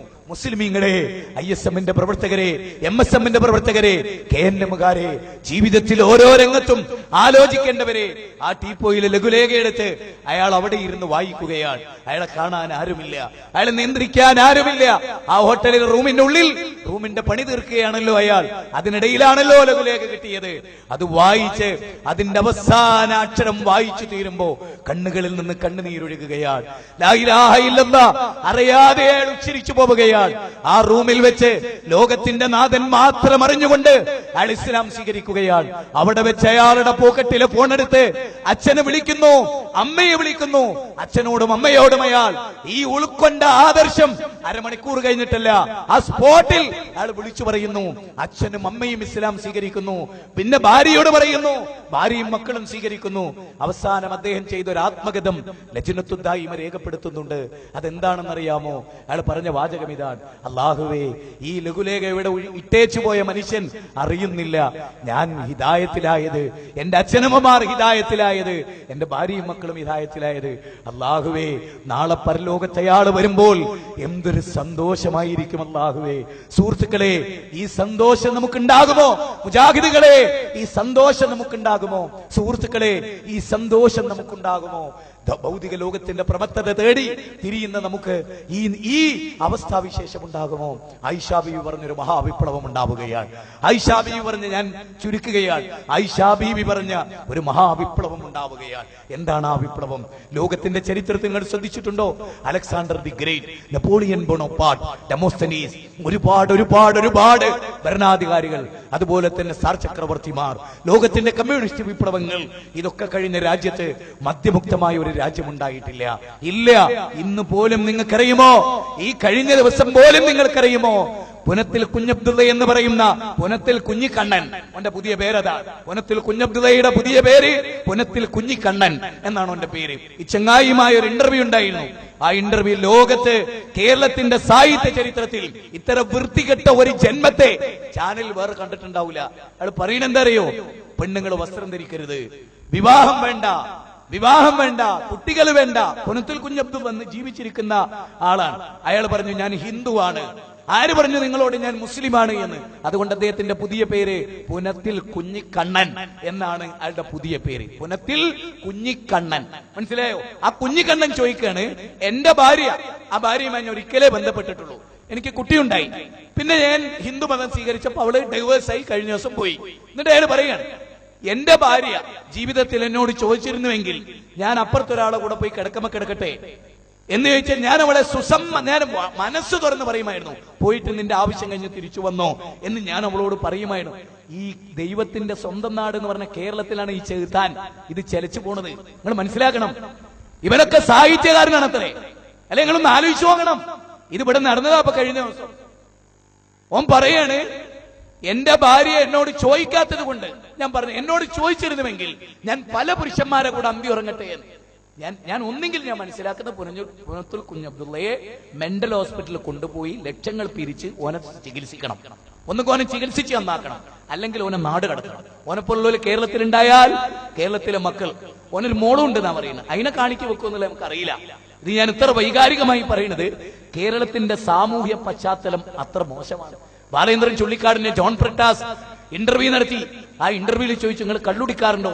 കേരളത്തിൽ അറിയപ്പെട്ടൊരു എഴുത്തുകാരൻ, അയാൾ പറയാണ്, ചിലപ്പോ കവിത എഴുതുന്നതിന് മുമ്പ് കുടിക്കും, ചിലപ്പോ കവിത എഴുതി കഴിഞ്ഞാലും കുടിക്കും. കേരളത്തിലെ ഏറ്റവും അറിയപ്പെട്ട ഗായകനോട്, പേരൊന്നും ഞാൻ പറയില്ല, ഗൾഫ് രാജ്യത്ത് പോയ ബ്ലാങ്കറ്റ് പുതുക്കാറുണ്ടോ എന്ന് ചോദിച്ചു. വ്യഭിചരിക്കാറുണ്ടോ? അയാൾ സൂപ്പറായിട്ട് പറഞ്ഞു അതെ. എന്താ അവിടെ എന്താ കൺട്രോള്? ആരാ? കേരളം ബഹുമാനിക്കുന്ന ഒരു ഗായകൻ. കേരളത്തിലെ ഏറ്റവും അറിയപ്പെട്ട ഒരു സിനിമാ നടനോട് ചോദിച്ചു, 1000 സ്ത്രീകളുമായി നിങ്ങൾക്ക് ബന്ധമുണ്ട് പറഞ്ഞല്ലോ. അപ്പൊ അയാൾ ഉടനെ പറഞ്ഞു, ആരാ പറഞ്ഞു? എനിക്ക് 1500 സ്ത്രീകളായിട്ട് ബന്ധമുണ്ട് എന്നയാൾ പറഞ്ഞു. ഇതാ കേരളത്തിന്റെ സാംസ്കാരിക കലാരംഗം. ഈ രംഗത്ത് ലാ ഇലാഹ ഇല്ലല്ലാഹ് എങ്ങനെ മനുഷ്യനെ നന്നാക്കുക? ലാ ഇലാഹ ഇല്ലല്ലാഹ് എങ്ങനെ മനുഷ്യനെ നന്നാക്കുക? വളരെ ഗൗരവമായി നമ്മൾ ചിന്തിക്കുക. നമ്മൾ ഏത് ലോകത്തെ ജീവിക്കുന്നത്? മൊബൈലിലൂടെ ഡൈവേഴ്സുകൾ നടക്കുന്ന ഒരു ലോകത്ത്, വൃത്തികേടുകളുടെ ലോകത്ത്. ഉഷാ വില്യംസ്, കേരളത്തിൽ അറിയപ്പെട്ട മനഃശാസ്ത്രജ്ഞ ഉഷാ വില്യംസ് കഴിഞ്ഞ ലേഖന പരമ്പരകൾ പറഞ്ഞ എന്താ?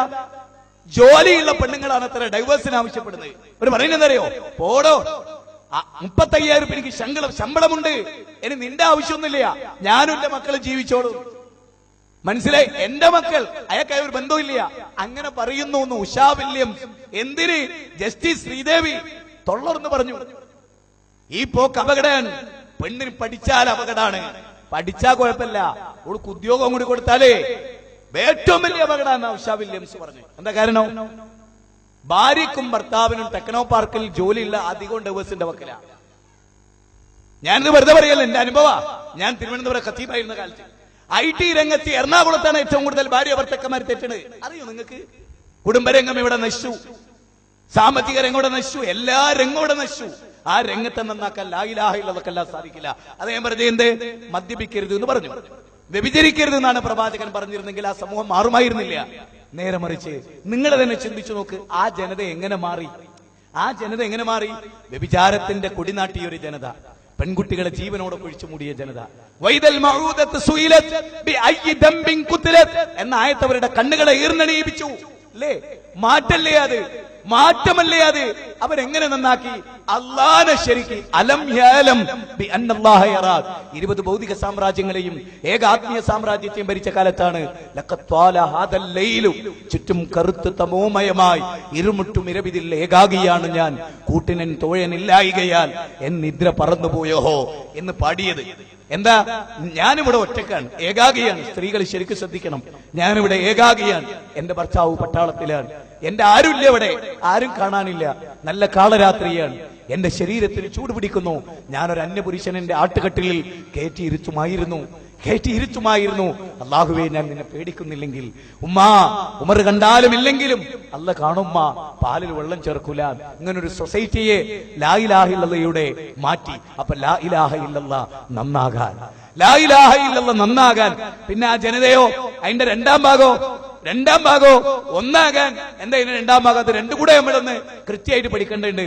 ഒന്ന് നിങ്ങൾ നോക്ക്, കള്ളിൽ മുങ്ങിക്കുളിച്ച് അബ്കാരി കോൺട്രാക്ടറായ അബൂത്തല്ലത്തിൽ അൻസാരി കള്ള് വിളമ്പിക്കൊണ്ടിരിക്കുന്നിടത്ത്, അവിടെ പിന്നെ സീറ്റിലിരിക്കുന്നിടത്ത്, കേഷ്യറായിരിക്കുന്നിടത്ത്, ജാബിർലാന് കള്ള് വിളമ്പുന്നിടത്ത്, നിങ്ങൾ ആലോചിച്ച് നോക്ക്, അൻസറുല്ലാന് കള്ള് വിളമ്പുന്നിടത്ത് മദീനയുടെ തെരുവിലൂടെ ഒരു പയ്യൻ വിളിച്ചു പറഞ്ഞു കൊണ്ടുപോയി, യാ അയ്യുഹല്ലദീന ആമനൂ ഇന്നമൽ ഖംറു വൽ മൈസിർ, ഇന്നമൽ ഖംറു വൽ മൈസിർ.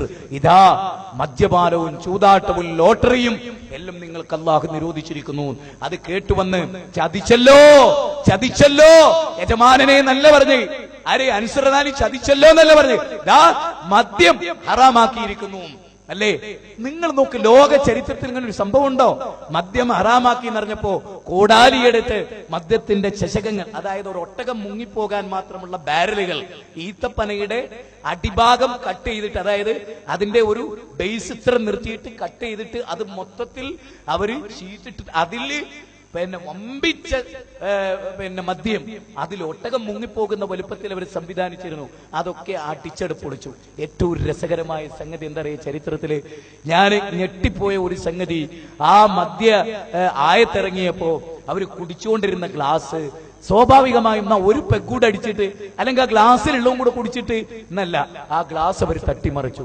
അവരുടെ വായിലേക്ക് അവർ കൈയിട്ട് ഛർദ്ദിച്ചു. ഡ്രസ്സിൽ എവിടെയെങ്കിലും മദ്യമായിട്ടുണ്ടെങ്കിൽ അവരത് ഉപേക്ഷിച്ചു. തീർന്നില്ല, അഞ്ചാമത്തെ കാര്യം എന്നെ വല്ലാതെ കിടിലം കൊള്ളിച്ചു കളഞ്ഞു. അവർ ചോദിച്ചു, നബിയേ, മദ്യപിച്ച് യുദ്ധം ചെയ്ത ചിലരുണ്ടല്ലോ നബിയേ, എന്താ അവരെ വിധി? നോക്കൂ, മദ്യപിച്ച് യുദ്ധം ചെയ്ത ചിലരുണ്ടല്ലോ നബിയെ, എന്താ അവരെ വിധി? ആ മനുഷ്യന്റെ മാറ്റം, ആ മനുഷ്യരുടെ മാറ്റം ലാ ഇലാഹ ഇല്ലല്ലാഹ് ഉണ്ടായത് ആ മനുഷ്യരെ. അതെ, അതുകൊണ്ടാണ് സൂറത്ത് ബഖറയിലെ 278-ാമത്തെ ആയത്ത് ഹജ്ജത്തുൽ വിദാഇൽ റസൂൽ ഓതിക്കൊടുത്തു, പലിശ ഹറാമാക്കിക്കൊണ്ട്. ഇപ്പൊ നിങ്ങൾ ശ്രദ്ധിച്ചിട്ടുണ്ടോ, എല്ലാവർക്കും ഗ്യാസ് കണക്ഷൻ കിട്ടണമെങ്കിൽ ബാങ്കിൽ അക്കൗണ്ട് വേണം. നിങ്ങൾ ആരെങ്കിലും അതിന്റെ ഒരു ആസൂത്രണത്തെ കുറിച്ച് ചിന്തിച്ചിട്ടുണ്ടോ? എന്താ സംഭവം? അതായത് ഒരൊറ്റ മുസ്ലിമും ബാങ്കുമായി ബന്ധപ്പെടാത്തതായി ഉണ്ടാകാൻ പാടില്ല എന്ന ജൂതന്മാരുടെ പുതിയ തന്ത്രമാണ് ഗ്യാസ് കണക്ഷന് ബാങ്കിൽ ഇത് വേണോ. കാരണം ഏത് മൊയ്ലിയാരും ഏത് മൗലവിയും അപ്പെടുത്തോളും ബാങ്കിൽ. മനസ്സിലായോ നിങ്ങള്? ഏതൊക്കെ നിലക്ക് സ്വന്തം മാതാവിനെ വ്യഭിചരിക്കുന്നതിന് തുല്യ പലിശയുടെ ഏറ്റവും ചെറിയ തോത് അല്ലേ, 36 തവണ വ്യഭിചരിക്കുന്നതിന് തുല്യ എന്നൊക്കെ പ്രവാചകൻ പഠിപ്പിച്ചു. ആ പലിശ നിരോധിച്ചുകൊണ്ട് റസൂലുള്ള ഖുർആൻ ഓതിക്കൊടുത്തപ്പോ ആ മഹാസദസ്സെന്ന് നബിയുടെ എളാപ്പ എഴുന്നേറ്റു. എന്നിട്ട് ചോദിച്ചു റസൂലുള്ളാഹിനോട് ചോദിച്ചു, അല്ല മോനെ, അബ്ബാസ് ഇബ്നു അബ്ദുൽ മുത്തലിബ് അവിടുന്ന് ചാടി കണിയിച്ചു, മോനെ പലിശ അല്ലാഹ് ഹറാമാക്കിയോ? അതെ എളാപ്പ, അല്ലാഹ് ഹറാമാക്കി. ആരാ ഈ അബ്ബാസ് ഇബ്നു അബ്ദുൽ മുത്തലിബ്? അതുകൂടി മനസ്സിലായാലേ നിങ്ങൾക്ക് ഈ ചരിത്രത്തിന് മനസ്സിലാവും. അതായത് ഇസ്ലാം ആകുന്നതിന് മുമ്പ് പൊതുമുതലിൽ ഇങ്ങനെ സ്വത്ത് കൂട്ടിയിട്ട് സ്വർണ്ണം ഇങ്ങനെ കൂട്ടിയിട്ട് കണ്ടിട്ട് റസൂലിന്റെ അടുത്ത് വന്നിച്ചു, മോനെ ഞാൻ കുറച്ച് എടുത്തോട്ടെ എന്ന് ചോദിക്കാൻ റസൂൽ ഒരു പരീക്ഷണം നടത്തിയാൽ ആ ആർത്തി പിടിച്ച എളാപ്പനോട് പറഞ്ഞു, നിങ്ങൾക്ക് ആകുന്ന എടുത്തോളി പറഞ്ഞു. അങ്ങനെ അദ്ദേഹം പിന്നെ ചാക്കിൽ വാരിയിട്ട് പൊങ്ങുന്നില്ല. അപ്പൊ പറഞ്ഞു, മോനെ ഒന്നും ഇങ്ങോട്ട് പൊക്കിയുടെ. അപ്പൊ റസൂൽ ചോദിക്കണം, നിങ്ങൾക്ക് ആയുധം എടുക്കാനല്ലേ എളാപ്പ പറഞ്ഞത്? ആയുധം എടുക്കാനല്ലേ? അപ്പൊ ഇന്ന് വീണ്ടും മാന്തിയിട്ട് വീണ്ടും പൊങ്ങണില്ല, ഒന്നിങ്ങോട്ട് പൊക്കിവിടാറ്, വീണ്ടും മാന്തിയിട്ട് അങ്ങനെ പലതവണ മാന്തി അവസാനം ചുമലിലേക്ക് ഇട്ടിട്ട് നേരെ നിൽക്കാൻ പറ്റാതെ പോകുമ്പോ ദുനിയാവിനോടുള്ള എന്റെ എളാപ്പയുടെ ആർത്തി എന്ന് ബാക്കിയുള്ളവർക്ക് ചൂണ്ടിക്കാണിച്ച ഈ പ്രവാചകന്റെ എളാപ്പ അവിടുന്ന് പലിശ നിരോധിച്ചു എന്ന് പറഞ്ഞ ആയത്തിറങ്ങിയപ്പോ അല്ല നിരോധിച്ചോ മോനെ? അതെ എളാപ്പ. അപ്പൊ അവിടുന്ന് ഒരു പ്രഖ്യാപനമാണ്. ലക്ഷക്കണക്കിന് മൂലധനം, ലക്ഷക്കണക്കിന് പലിശ കിട്ടാനുണ്ടായിരുന്ന അബ്ബാസ് ഇബ്നു അബ്ദുൽ മുത്തലിബ് പറഞ്ഞു, എനിക്ക് പലിശ വേണ്ട, എന്റെ മൂലധനം തിരിച്ചു തന്നാ മതി. ഈ മാറ്റം ലാ ഇലാഹ ഇല്ലല്ലാഹ് ഉൾക്കൊണ്ട് അലം യഅലം ബി അന്നല്ലാഹ യറാ എന്നുൾക്കൊണ്ടൊരു സൊസൈറ്റിയുടെ മാറ്റമായിരുന്നു അത്. സഹോദരങ്ങളെ മായിസ് വ്യഭിചരിച്ചു പോയിട്ട് തുഖിർനി യാ റസൂലല്ലാഹ് എന്ന ആർത്ത് കരഞ്ഞ് നരകത്തിൽ മിന്നിമറിയുന്ന സഹിക്കാൻ കഴിയില്ല എന്ന് പറഞ്ഞ ആ സമൂഹം നന്നായത് എങ്ങനെ? അത് ലാ ഇലാഹ ഇല്ലല്ലാഹ്. സഹോദരങ്ങളെ, ഇനി അവർ ഒന്നായതോ? അതുകൂടി നമ്മൾ പറഞ്ഞ് ഞാൻ അവസാനിപ്പിക്കുകയാണ്. സഹോദരങ്ങളെ, അവരുടെ ഐക്യത്തിന്റെ കാരണം എന്താ? ഒരു ഒട്ടകത്തിന്റെ കയറിന് വേണ്ടി 40 കൊല്ലത്തോളം യുദ്ധം ചെയ്ത കറുത്ത വർഗക്കാരന്റെ പേരിൽ മാറ്റി നിർത്തിയ, ഗോത്ര മഹിമ പറഞ്ഞ, അങ്ങോട്ടും ഇങ്ങോട്ടും വാക്കേറ്റമുണ്ടായ, തൊട്ടുകൂടാത്ത തീണ്ടിക്കൂടാത്ത, നടന്നാൽ പ്രശ്നമുള്ള ആ നാട്ടിലാണ് പ്രവാചക തിരുമേനി അവരെ ഒന്നിപ്പിച്ചത്. എത്രത്തോളം ഒന്നിപ്പിച്ചു? മക്കയിലെ ത്യാഗപൂർണമായ ജീവിതം കഴിഞ്ഞ് മദീനയിൽ അവരെത്തി. ആ മദീനയിലെത്തിയ ആ കൗമിനെ പറ്റി അല്ല പറയാൻ, ചരിത്രത്തിൽ തുല്യതയില്ലാത്ത യൂസിറൂന അലാ അൻഫുസിഹിം വലൗ കാന ബിഹിം ഖസാസാ, സ്വന്തത്തെക്കാളും മറ്റുള്ളവർക്ക് പ്രാധാന്യം നൽകുന്ന ആളുകളായവർ മാറി. സ്വന്തത്തെക്കാളും മറ്റുള്ളവർക്ക് പ്രാധാന്യം അവർ നൽകി. അവരെക്കാൾ അവരെ സ്നേഹിച്ചു. അവസാനം റസൂൽ എന്ന് പറയുന്ന ഒരു വാക്കുണ്ട്, മിമ്പറിൽ മരിക്കുന്നതിന്റെ തൊട്ടു ദിനങ്ങളുടെ മുമ്പിലിരുന്ന് നബിക്ക് എഴുന്നേറ്റ് നിൽക്കാൻ വയ്യാതെ ആ 3 അടിയുള്ള മിമ്പറിലിരുന്ന് റസൂൽ അവസാനം പറഞ്ഞു, അല്ലയോ മുഹാജിറുകളെ, അൻസാറുകളുടെ കാര്യം നിങ്ങൾ ഓർക്കണം കേട്ടോ. അല്ലയോ അൻസാറുകളെ, നിങ്ങൾക്ക് മുഹാജിറുകളോട് ഒന്നും തോന്നരുത് കേട്ടോ. സ്നേഹിക്കുകയായിരുന്നു, ആദരിക്കുകയായിരുന്നു, അംഗീകരിക്കുകയായിരുന്നു, ഒരു ചീർപ്പിലെ പല്ലുകളെ പോലെ സ്വീകരിക്കുകയായിരുന്നു. എന്റെ പ്രിയപ്പെട്ട മുജാഹിദുകളെ, മുഖത്തോട് മുഖം ചേർന്ന് സലാം പറയാതെ പോകുന്ന നീ ഏത് തൗഹീദ് ഉൾക്കൊണ്ടവനാണോ മനസ്സിൽ? ഏത് തൗഹീദ് സ്വീകരിച്ചവനാണ്? യർമൂക്കിന്റെ രണഭൂമിയിൽ അറിഞ്ഞോ നിങ്ങൾ? യർമൂക്കിന്റെ രണഭൂമിയിലെ കമാൻഡർ ഒരാർത്തനാദം കേൾക്കുകയാണ്. ദാഹിച്ചു തൊണ്ടവരുണ്ട്. കടലിലെ വെള്ളം കുടിക്കാൻ ദാഹാർത്ഥമായ ഒരു ചെറുപ്പക്കാരനെ അങ്ങോട്ട് ഓടി ചെല്ലുമ്പോ പെട്ടെന്ന് തടുത്തു നിർത്തുന്നു. വേണ്ട, അതാ അപ്പുറത്തൊന്നൊരു കരച്ചിൽ കേൾക്കുന്നു. എന്റെ സഹോദരൻ, എന്റെ ദാഹമല്ല, അവന്റെ ദാഹമാണ് വലുത്, കൊണ്ടുപോയി കൊടുക്കൂ. അവിടെ എത്തി, അയാളുടെ കരച്ചിലുള്ളിടത്തെത്തി. അയാളും പറഞ്ഞു, നിക്ക്, തൊട്ടപ്പുറത്തുന്നതൊരു കരച്ചിൽ. അയാൾ ഓടി അവിടെ എത്തുമ്പോ ആ ആള് മരിച്ചുപോയി. തിരിച്ച് ഇയാളെടുത്ത് വന്നപ്പോ ഇയാളും മരിച്ചു. ആദ്യത്തെ ആളെടുത്തുമ്പോ അയാളും മരിച്ചു. സ്നേഹം കൊണ്ട് ദാഹിച്ചൊരു മുറുക്ക് വെള്ളം കുടിക്കാതെ സ്വന്തം സഹോദരന് വേണ്ടി മാറ്റിവെച്ച ആ ഉമ്മത്തുമായി എന്ത് ബന്ധമടോ സെൽഫികളെ എന്ന് ദുനിയാവിൽ ഒരാൾ എഴുന്നേറ്റെന്ന് ചോദിച്ചാൽ തലയും താത്തി തലയിൽ മുണ്ടിട്ട് നടക്കാൻ യോഗ്യതയായി പോയ ഖൗമേ, ലാ ഇലാഹ ഇല്ലല്ലാഹ് നന്നാകാനും ഒന്നാകാനും അല്ലേ? മസ്ജിദുൻ നബവിയിൽ ഇരുന്ന് റസൂലുള്ളാഹി പറയാൻ, ഒരാളിപ്പോ ഇങ്ങോട്ട് വരും, ആള് സ്വർഗത്തിലാണ്, ഒരാൾ ഇങ്ങോട്ട് വരും, ആള് സ്വർഗത്തിലാണ്. അപ്പൊ അവര് നോക്കുമ്പോൾ നീണ്ടും മെലിഞ്ഞ് ഒരു കയ്യിൽ ചെരുപ്പും ഇടത്തെ കയ്യിൽ ചെരുപ്പും ഒതുവിന്റെ വെള്ളവും ഒലിപ്പിച്ച് ഒരു മനുഷ്യൻ ഇങ്ങനെ വരുന്നുണ്ട്. അവര് നോക്കിയപ്പോ സഅദ് ഇബ്നു അബീ വഖാസ്. അവർ അത്ഭുതപ്പെട്ടു പോയി. 3 തവണ 3 ട്രിപ്പിൽ റസൂലുള്ളാഹി പറഞ്ഞു, ഒരാളിങ്ങോട്ട് വരും, ആള് സ്വർഗത്തിലാണ്. Abdullah ibn Amr bin As റളിയല്ലാഹു 3 ദിവസം അദ്ദേഹത്തിന്റെ വീട്ടിൽ പോയിട്ട് അദ്ദേഹത്തിന്റെ സ്വഭാവം പരിശോധിച്ചു. പ്രത്യേകിച്ച് വ്യത്യാസമൊന്നുമില്ല. ഇവർ ചെയ്യുന്ന ആരാധന വ്യത്യസ്തമായി സഅദ് ഇബ്നു അബീ വഖാസ് ഒന്നും ചെയ്യുന്നില്ല. ഇതെല്ലാം കഴിഞ്ഞ് 3ന്റെ അന്ന് തിരിച്ചു പോരുമ്പോ Abdullah ibn Amr bin As ചോദിച്ചു, അല്ലയോ സഅദ് ഇബ്നു അബീ വഖാസ്, ഞാൻ വെറുതെ വന്നതായിരുന്നില്ല, നിങ്ങൾ സ്വർഗത്തിലാണെന്ന് റസൂലുള്ളാഹി മസ്ജിദുൻ നബവിയിൽ വെച്ച് പറഞ്ഞപ്പോ നിങ്ങളുടെ മഹത്വം അറിയാൻ വന്നതാ. എന്നിൽ നിന്ന് നിങ്ങൾക്ക് എന്തെങ്കിലും ഒരു പ്രത്യേകതയുള്ളതായി എനിക്ക് തോന്നിയില്ല. എന്താണ്? അപ്പൊ അദ്ദേഹം പറയാൻ, ഞാൻ കരുതുന്നത്, സഅദ് ഇബ്നു അബീ വഖാസ് പറയാൻ, ഞാൻ കരുതുന്നത് എന്റെ വിരിപ്പിലേക്ക് ഞാൻ തലവെക്കുമ്പോ എനിക്കൊരാളോടും അസൂയയില്ല, എനിക്കൊരാളോടും പകയില്ല, ഒരാളോടും എന്റെ മനസ്സിൽ വേദനയില്ല. ഞാൻ ഒന്ന് ചോദിച്ചു കൊള്ളട്ടെ, എന്റെ ഏതെങ്കിലും ഒരു ആശയത്തോട് ഒരല്പം വിയോജിപ്പ് എന്റെ ഏതെങ്കിലും ഒരു സുഹൃത്ത് പ്രകടിപ്പിക്കുന്നു പറഞ്ഞാൽ, ഒരു പ്രത്യേക കണ്ണുകൊണ്ട് അന്ന് മുതൽ ഞാൻ എന്റെ സുഹൃത്തിനെ കാണുന്നെങ്കിൽ ഞാൻ എന്ത് സെലഫിയാണ്, ഞാൻ എന്ത് മുഅ്മിനാൻ. എന്റെ സഹോദരന്റെ ചെറിയ ന്യൂനതയെ എനിക്ക് വിട്ടുപൊറുക്കാൻ കഴിയുന്നില്ലെങ്കിൽ ഞാൻ എന്ത് സെലഫിയാണ്. അതല്ലേ അല്ലാഹുവിന്റെ ഗ്രന്ഥം സൂറത്തു ആൽ ഇംറാനിലെ 133ാമത്തെ വചനത്തിൽ പറഞ്ഞത്, വല്ലദീന യുൻഫിഖൂന ഫിസ്സറാഇ വല്ലറാഇ വൽഖാലിമീനൽ ഗൈല വആഫീന അനിന്നാസ് വല്ലാഹു യുഹിബ്ബുൽ മുഹ്സിനീൻ. സമ്പത്തുള്ളപ്പോഴും ഇല്ലാത്തപ്പോഴും ചെലവഴിക്കുകയും കോപം വരുമ്പോൾ ഒതുക്കി വെക്കുകയും ജനങ്ങൾക്ക് മുഴുവനും മാപ്പ് കൊടുക്കുകയും, സാരമില്ല, പകപോക്കേണ്ടതില്ല, എനിക്ക് നിന്നോട് വിരോധമില്ല എന്ന് പറയേണ്ടവരല്ലേ നമ്മൾ. എന്റെ മനസ്സിൽ ഒരിക്കലും മായാത്ത ഒരു സംഭവം എന്റെ മനസ്സിലുണ്ട്. ഞാനത് ഈ സദസ്സിന് മനസ്സിലാക്കാൻ വേണ്ടി പറയാൻ.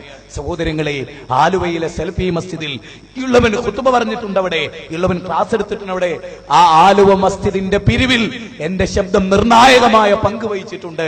അതെല്ലാം അല്ലാഹുവിന്റെ അക്കൗണ്ടിലേക്ക് നമ്മൾ വിടുന്നു. ആ പള്ളിയിലേക്ക് ഞാൻ നമസ്കരിക്കാൻ ചെല്ലുമ്പോൾ നമ്മുടെ ഏറ്റവും പ്രിയങ്കരായ കുറെ പ്രബോധകർ, പണ്ഡിതന്മാർ, ആ പള്ളിയിലെ ഖതീബ്, നമ്മുടെ KNMന്റെ വലിയ ട്രഷറർ, എല്ലാവരുമുള്ള പള്ളിയിലേക്ക് ഈ ഉള്ളവൻ കയറി വരികയാണ്. എന്റെ ഏറ്റവും പ്രിയങ്കരനായ സലാഹി അവിടെ നിൽക്കുന്നുണ്ട്. ജാമിയിലെ ബോർഡിംഗിൽ ഞാൻ പഠിച്ചപ്പോ എന്റെ സീനിയറായി ഫൈനലിന് പഠിക്കുന്ന എന്റെ പ്രിയപ്പെട്ട എന്റെ മോനേന്നല്ലാതെ വിളിച്ചിട്ടില്ലാത്ത എന്റെ സലാഹി, സലാമു അലൈക്കും വറഹ്മത്തുള്ളാഹി എന്ന് മനസ്സിലൊരു കറയുമില്ലാതെ ഞാൻ സലാം പറഞ്ഞു. പക്ഷേ അദ്ദേഹം മടക്കിയില്ല. ഞാൻ അദ്ദേഹത്തിന്റെ കുപ്പായം പിടിച്ച് സ്നേഹത്തോടെ എന്നിലേക്ക് ചേർത്ത് പിടിച്ചുകൊണ്ട് ഞാൻ ചോദിച്ചു, എന്തേ നിങ്ങൾ എനിക്ക് സലാം മടക്കാത്തത്? അപ്പം പറഞ്ഞു, ഞാൻ മടക്കിയല്ലോ. ഞാൻ ചോദിച്ചു, എവിടെ മടക്കി? നിങ്ങളുടെ ശബ്ദം പുറത്തേക്ക് വന്നില്ലല്ലോ, പലരും നിങ്ങളെ പറ്റി അങ്ങനെ പറയുന്നുണ്ടല്ലോ, നിങ്ങൾക്ക് എന്ത് പറ്റി? നല്ലൊരു മനുഷ്യനായിരുന്നല്ലോ നിങ്ങൾ എന്ന് ഞാൻ ചോദിച്ചു. എന്റെ പ്രിയപ്പെട്ട, ഞാൻ പേര് പറയും, എന്റെ പ്രിയപ്പെട്ട ഷാരിഖിനെ ഞാൻ മാടി വിളിച്ചു, സലാം പറഞ്ഞു, മടക്കാതെ തിരിച്ചുപോയി. ഞാൻ അവനോട് എന്ത് തെറ്റ് ചെയ്തു എന്ന് എനിക്കറിയില്ല. ലാ ഇലാഹ ഇല്ലല്ലാഹ് നന്നാകാനാണ്, ലാ ഇലാഹ ഇല്ലല്ലാഹ് ഒന്നാകാനാണ്. ആ സിറാത്ത് എന്ന പാലം കടന്നു പോകുമ്പോ എനിക്കെന്റെ ഷാരിഖിനോട് വിരോധമില്ല, എനിക്കെന്റെ സുഹൃത്തുക്കളോട് വിരോധമില്ല. അനസും മനീഫയും ഇരിക്കുന്നു ആ പള്ളിയിൽ. ഞാൻ നേരെ ചെന്ന് സലാം, ആദ്യം ഞാൻ നൂർഷക്കാക്ക് സലാം പറഞ്ഞു. എന്നോട് പറഞ്ഞു, നിന്നെ പറ്റിയാണ് ഇവിടെ പറഞ്ഞുകൊണ്ടിരിക്കുന്നത്, പറഞ്ഞോളൂ, ഞാൻ നമസ്കരിക്കട്ടെ എന്ന് പറഞ്ഞു. ഹനീഫയെ കണ്ടു, ഞാൻ താടിയിൽ സ്നേഹത്തോടുകൂടി പിടിച്ചോ പറഞ്ഞു, നിന്റെ ആദർശം വേറെയാണ്, വിട്ടുനിൽക്ക് എന്ന് പറഞ്ഞു. എനിക്കതിൽ വിഷമമില്ല. സുഹൃത്തുക്കളെ, നമ്മുടെ കൂട്ടുകാർ, നമ്മുടെ പണ്ഡിതന്മാർ കേടുവന്നു പോകുന്നതിൽ നമുക്ക് ദുഃഖമുണ്ട്. തിരിച്ച് അവരോട് നമ്മൾ കാണിച്ചാലും എല്ലാവരുടെയും വിധി തുല്യമാണ്. നമ്മൾ ആരാ? കുൻതും ഖൈറ ഉമ്മ ഉഖ്രിജത് ലിന്നാസ് തഅമുറൂന ബിൽ മഅറൂഫ് വതൻഹൗന അനിൽ മുൻകർ. ലോക ജനങ്ങൾക്ക് വേണ്ടി ഉയർത്തെഴുന്നേൽപ്പിക്കപ്പെട്ട രാമനും ചന്ദനും കൃഷ്ണനും കുഞ്ഞിക്കണ്ണനും ജീവിച്ച് കള്ളു കുടിച്ച് കള്ളുഷാപ്പിന് മുമ്പിൽ കിടന്ന് തർക്കിച്ച് വാഹനം വന്നപ്പോൾ അതിനടിയിൽ കിടന്ന് മരിച്ചുപോയ നമ്മുടെ ദേവദാസിന് വേണ്ടി, നമ്മുടെ കുഞ്ഞിക്കണ്ണന് വേണ്ടി, ലാ ഇലാഹ ഇല്ലല്ലാഹയുടെ മഹത്വത്തിന് വേണ്ടി ഒന്നിച്ചുകൂടെ നമുക്ക്. കണ്ടില്ലേ, ഒരു വലിയ ജനപ്രവാഹം വിശ്വാസ പ്രഖ്യാപനം നടത്തി, കുരിശും വരച്ച് യേശുവിനെയും വിളിച്ച് അല്ലാഹു പുത്രനെന്ന് വിശ്വസിച്ച് ആ താളവും മോളവും തെറ്റി പെൺകുട്ടികളും കുഞ്ഞുങ്ങളും പോയപ്പോ എന്റെ മനസ്സിലുണ്ടായത് എന്താണെന്നറിയോ? വയുൻദിറല്ലദീന ഖാലു തഖദല്ലാഹു വലദാ, വയുൻദിറല്ലദീന ഖാലു തഖദല്ലാഹു വലദാ. 18ാം അധ്യായത്തിലെ വാചകാത്. അള്ളാഹുവിനൊരു കുട്ടിയുണ്ട് എന്ന് പറയുന്ന ക്രിസ്ത്യാനികൾക്ക് താക്കീതായി ഈ സമ്മേളനം ആ സമയത്തെങ്ങാനും ഒരവസരം എനിക്ക് കിട്ടിയിരുന്നുവെങ്കിൽ ഞാൻ വിളിച്ചു പറഞ്ഞുകൊണ്ടവരെ ശ്രദ്ധ ഇങ്ങോട്ട് തിരിക്കാൻ എന്റെ കഴിവത് ഞാൻ ശ്രമിക്കുമായിരുന്നു. എല്ലാം കഴിഞ്ഞവർ പോയി. ഇൻഷാ അല്ലാഹ് അവരുടെ വീടുകളിലുണ്ട്. നമുക്കിന്ന് ഈ ജില്ലാ സമ്മേളനം കഴിഞ്ഞ് പിരിയുമ്പോ ഒരു പ്രതിജ്ഞ എടുക്കാം. അതെന്താ? അല്ലദീന യുബല്ലിഗൂന റിസാലാത്തില്ലാ വയഖ്ശൗനഹു വലാ യഖ്ശൗന അഹദൻ ഇല്ലല്ലാഹ് വകഫാ ബില്ലാഹി ഹസീബാ. അല്ലാഹുവിന്റെ മാർഗ്ഗത്തിലേക്ക് ദഅവത്ത് നടത്തുമ്പോൾ ഞാൻ ഒരാളെയും പേടിക്കൂല. എല്ലാ വീടുകളിലും ഞാൻ ചെല്ലും, എല്ലാ നാടുകളിലും ഞാൻ ചെല്ലും, എല്ലാ സുഹൃത്തുക്കളോടും നാം ചെല്ലും. നമ്മൾ ട്രെയിനിലേക്ക് വേണ്ടി ലഘുലേഖകൾ തയ്യാറാക്കുന്നു, ട്രെയിനിന് വേണ്ടി കേസറ്റ് CD തയ്യാറാക്കുന്നു. ട്രെയിനിൽ സംസാരിക്കാനുള്ള ഒരു സർക്കാരിന്റെ പെർമിഷന് വേണ്ടി നമ്മൾ അധ്വാനിക്കുന്നു. എല്ലാം നടക്കേണ്ടതുണ്ട്. അള്ളാഹു എന്തൊക്കെ കണ്ടുവോ അതൊക്കെ ഇവിടെ നടക്കേണ്ടതുണ്ട്. മനുഷ്യരെ, നാളെ നമ്മുടെ ഏറ്റവും വലിയ പ്രിയങ്കരനായ സുഹൃത്ത് നരകത്തിലേക്ക് പോകുമ്പോ നമ്മളെ നോക്കി ബഷീറേ, സുബൈറേ, അബ്ദുൽ ഖാദറേ, നീ തൗഹീദ് സ്വീകരിച്ച മുജാഹിദായി നിങ്ങൾ തമ്മിൽ തർക്കിക്കുന്നത് മണിക്കൂറുകളൊക്കെ കേട്ടു നിന്ന ആളാ ഞാൻ. നിങ്ങളെ ജിന്നും സീറും എനിക്ക് തിരിഞ്ഞിരുന്നില്ല. പടച്ചോനുണ്ട് നിങ്ങൾക്ക് എന്നോട് പറയാമായിരുന്നു. പടച്ചോനെ മാത്രമേ വിളിക്കാവൂ നിങ്ങളോട് എന്നോട് പറയാമായിരുന്നു. എന്നെയും നിങ്ങളെയും സൃഷ്ടിച്ച ഒരു ദൈവാന്ന് പറയാൻ നിനക്കൊരു മിനിറ്റ് മടിയായിരുന്നു. അത് ഞാൻ സ്വീകരിക്കുമായിരുന്നല്ലോ. നീ എനിക്ക് പറഞ്ഞു തന്നില്ലല്ലോ എന്നൊരായിഷക്കുട്ടിയോട് ഒരമുസ്ലിം പറയരുത്, ഒരു കാർത്തിയാനി പറയരുത്, ഒരു പറയരുത്, ആരും പറയരുത്. അതുകൊണ്ട് നിങ്ങളോടൊക്കെ എനിക്ക് പറയാനുള്ളത്, നമ്മുടെ പണ്ഡിതന്മാരുടെ ദീർഘായുസ്സിന് വേണ്ടി നിങ്ങൾ പ്രാർത്ഥിക്കുക, നല്ല മനസ്സിന് വേണ്ടി നിങ്ങൾ പ്രാർത്ഥിക്കുക, നമ്മൾ ഐക്യത്തിന് വേണ്ടി നിങ്ങൾ പ്രാർത്ഥിക്കുക. ലാ ഇലാഹ ഇല്ലല്ലാഹ് നന്നാകാനാണ്, ലാ ഇലാഹ ഇല്ലല്ലാഹ് ഒന്നാകാനാണ്. ഒരു ചരടിൽ കോർത്ത മുത്തുമണികളെ പോലെ നിങ്ങളുടെ പിതാവാദമാണ്, നിങ്ങൾ ആദമിൽ നിന്നാണ്. ബിലാലെ, നീ കറുത്തവനല്ല. ബിലാലിനെ കറുത്തവൻ എന്ന് വിളിച്ച അബൂദർറെ, നീ ജാഹിലിയത്തിലാണെന്ന് പറഞ്ഞ് സൽമാനുൽ ഫാർസിയുടെ പാത്രത്തിൽ നിന്ന് ഒന്നിച്ച് ഭക്ഷണം കഴിപ്പിച്ച് മാനവ സമത്വത്തിന്റെ ഗീതം പാടി ബാർബറായ പയ്യനെ ഖുറൈശി പ്രമാണിയായ പെൺകുട്ടിയെ കൊണ്ട് കല്യാണം കഴിപ്പിച്ച് ഒരു ചീർപ്പിലെ പല്ല് പോലെ, ഒരു ചരടിൽ കോർത്ത മുത്തുമണികളെ പോലെ ഒന്നിപ്പിച്ച് സ്നേഹിപ്പിച്ച് കെട്ടിപ്പിടിച്ച് കരഞ്ഞ് ദുനിയാവിനോട് വിട പറയുന്ന ഒരു മഹാസമൂഹത്തെ സൃഷ്ടിച്ചിട്ടാണ് അല്ലാഹുവിന്റെ റസൂൽ ഈ ലോകത്തോട് വിട പറഞ്ഞത്. വലഖദ് ജീതുമുനാ ഫുറാദാ കമാ ഖലഖനാകും അവ്വല മറ വഇൻ മിൻകും ഇല്ലാ വാരിദുഹാ കാന അലാ റബ്ബിക ഹത്മൻ മഖ്ദിയ. നിങ്ങളിൽ ഒരാളും തന്നെയില്ല ആ നരകത്തിന്റെ വക്കിൽ വരാത്തവരായിട്ട്. വിശുദ്ധ ഖുർആൻ 19-ാം അധ്യായം 71 ചേലാക്രമം ചെയ്യാത്തവരായി, വസ്ത്രം ധരിക്കാത്തവരായി, അതുപോലെ തന്നെ ചെരുപ്പ് ധരിക്കാത്തവരായി റബ്ബിനെ നിങ്ങൾ കണ്ടുമുട്ടും. ആ ബാലവൃദ്ധൻ ജനങ്ങളോട് ഞാൻ പറഞ്ഞ ഏതെങ്കിലും വാക്ക് നിങ്ങളെ വേദനിപ്പിച്ചുവെങ്കിൽ, ആരുടെയെങ്കിലും പേര് പറഞ്ഞത് നിങ്ങൾക്ക് വേദന തോന്നിയെങ്കിൽ, ആളുകൾക്ക് സ്പഷ്ടമായി കാര്യങ്ങൾ മനസ്സിലാവട്ടെ. ഇനിയെങ്കിലും നമ്മൾ തിരുത്തേണ്ടതുണ്ട്. നമ്മുടെ സൗഹൃദത്തിന് ഒരു കുറവും, കേന്ദ്രമുകാരുമായി നല്ല ബന്ധം, മടവൂരികളുമായി നല്ല ബന്ധം, എല്ലാവരുമായി നല്ല ബന്ധം, ആദർശത്തിൽ ഒരു വിട്ടുവീഴ്ചയുമില്ലാതെ മറ്റെല്ലാ കാര്യത്തിലും നല്ല ബന്ധം.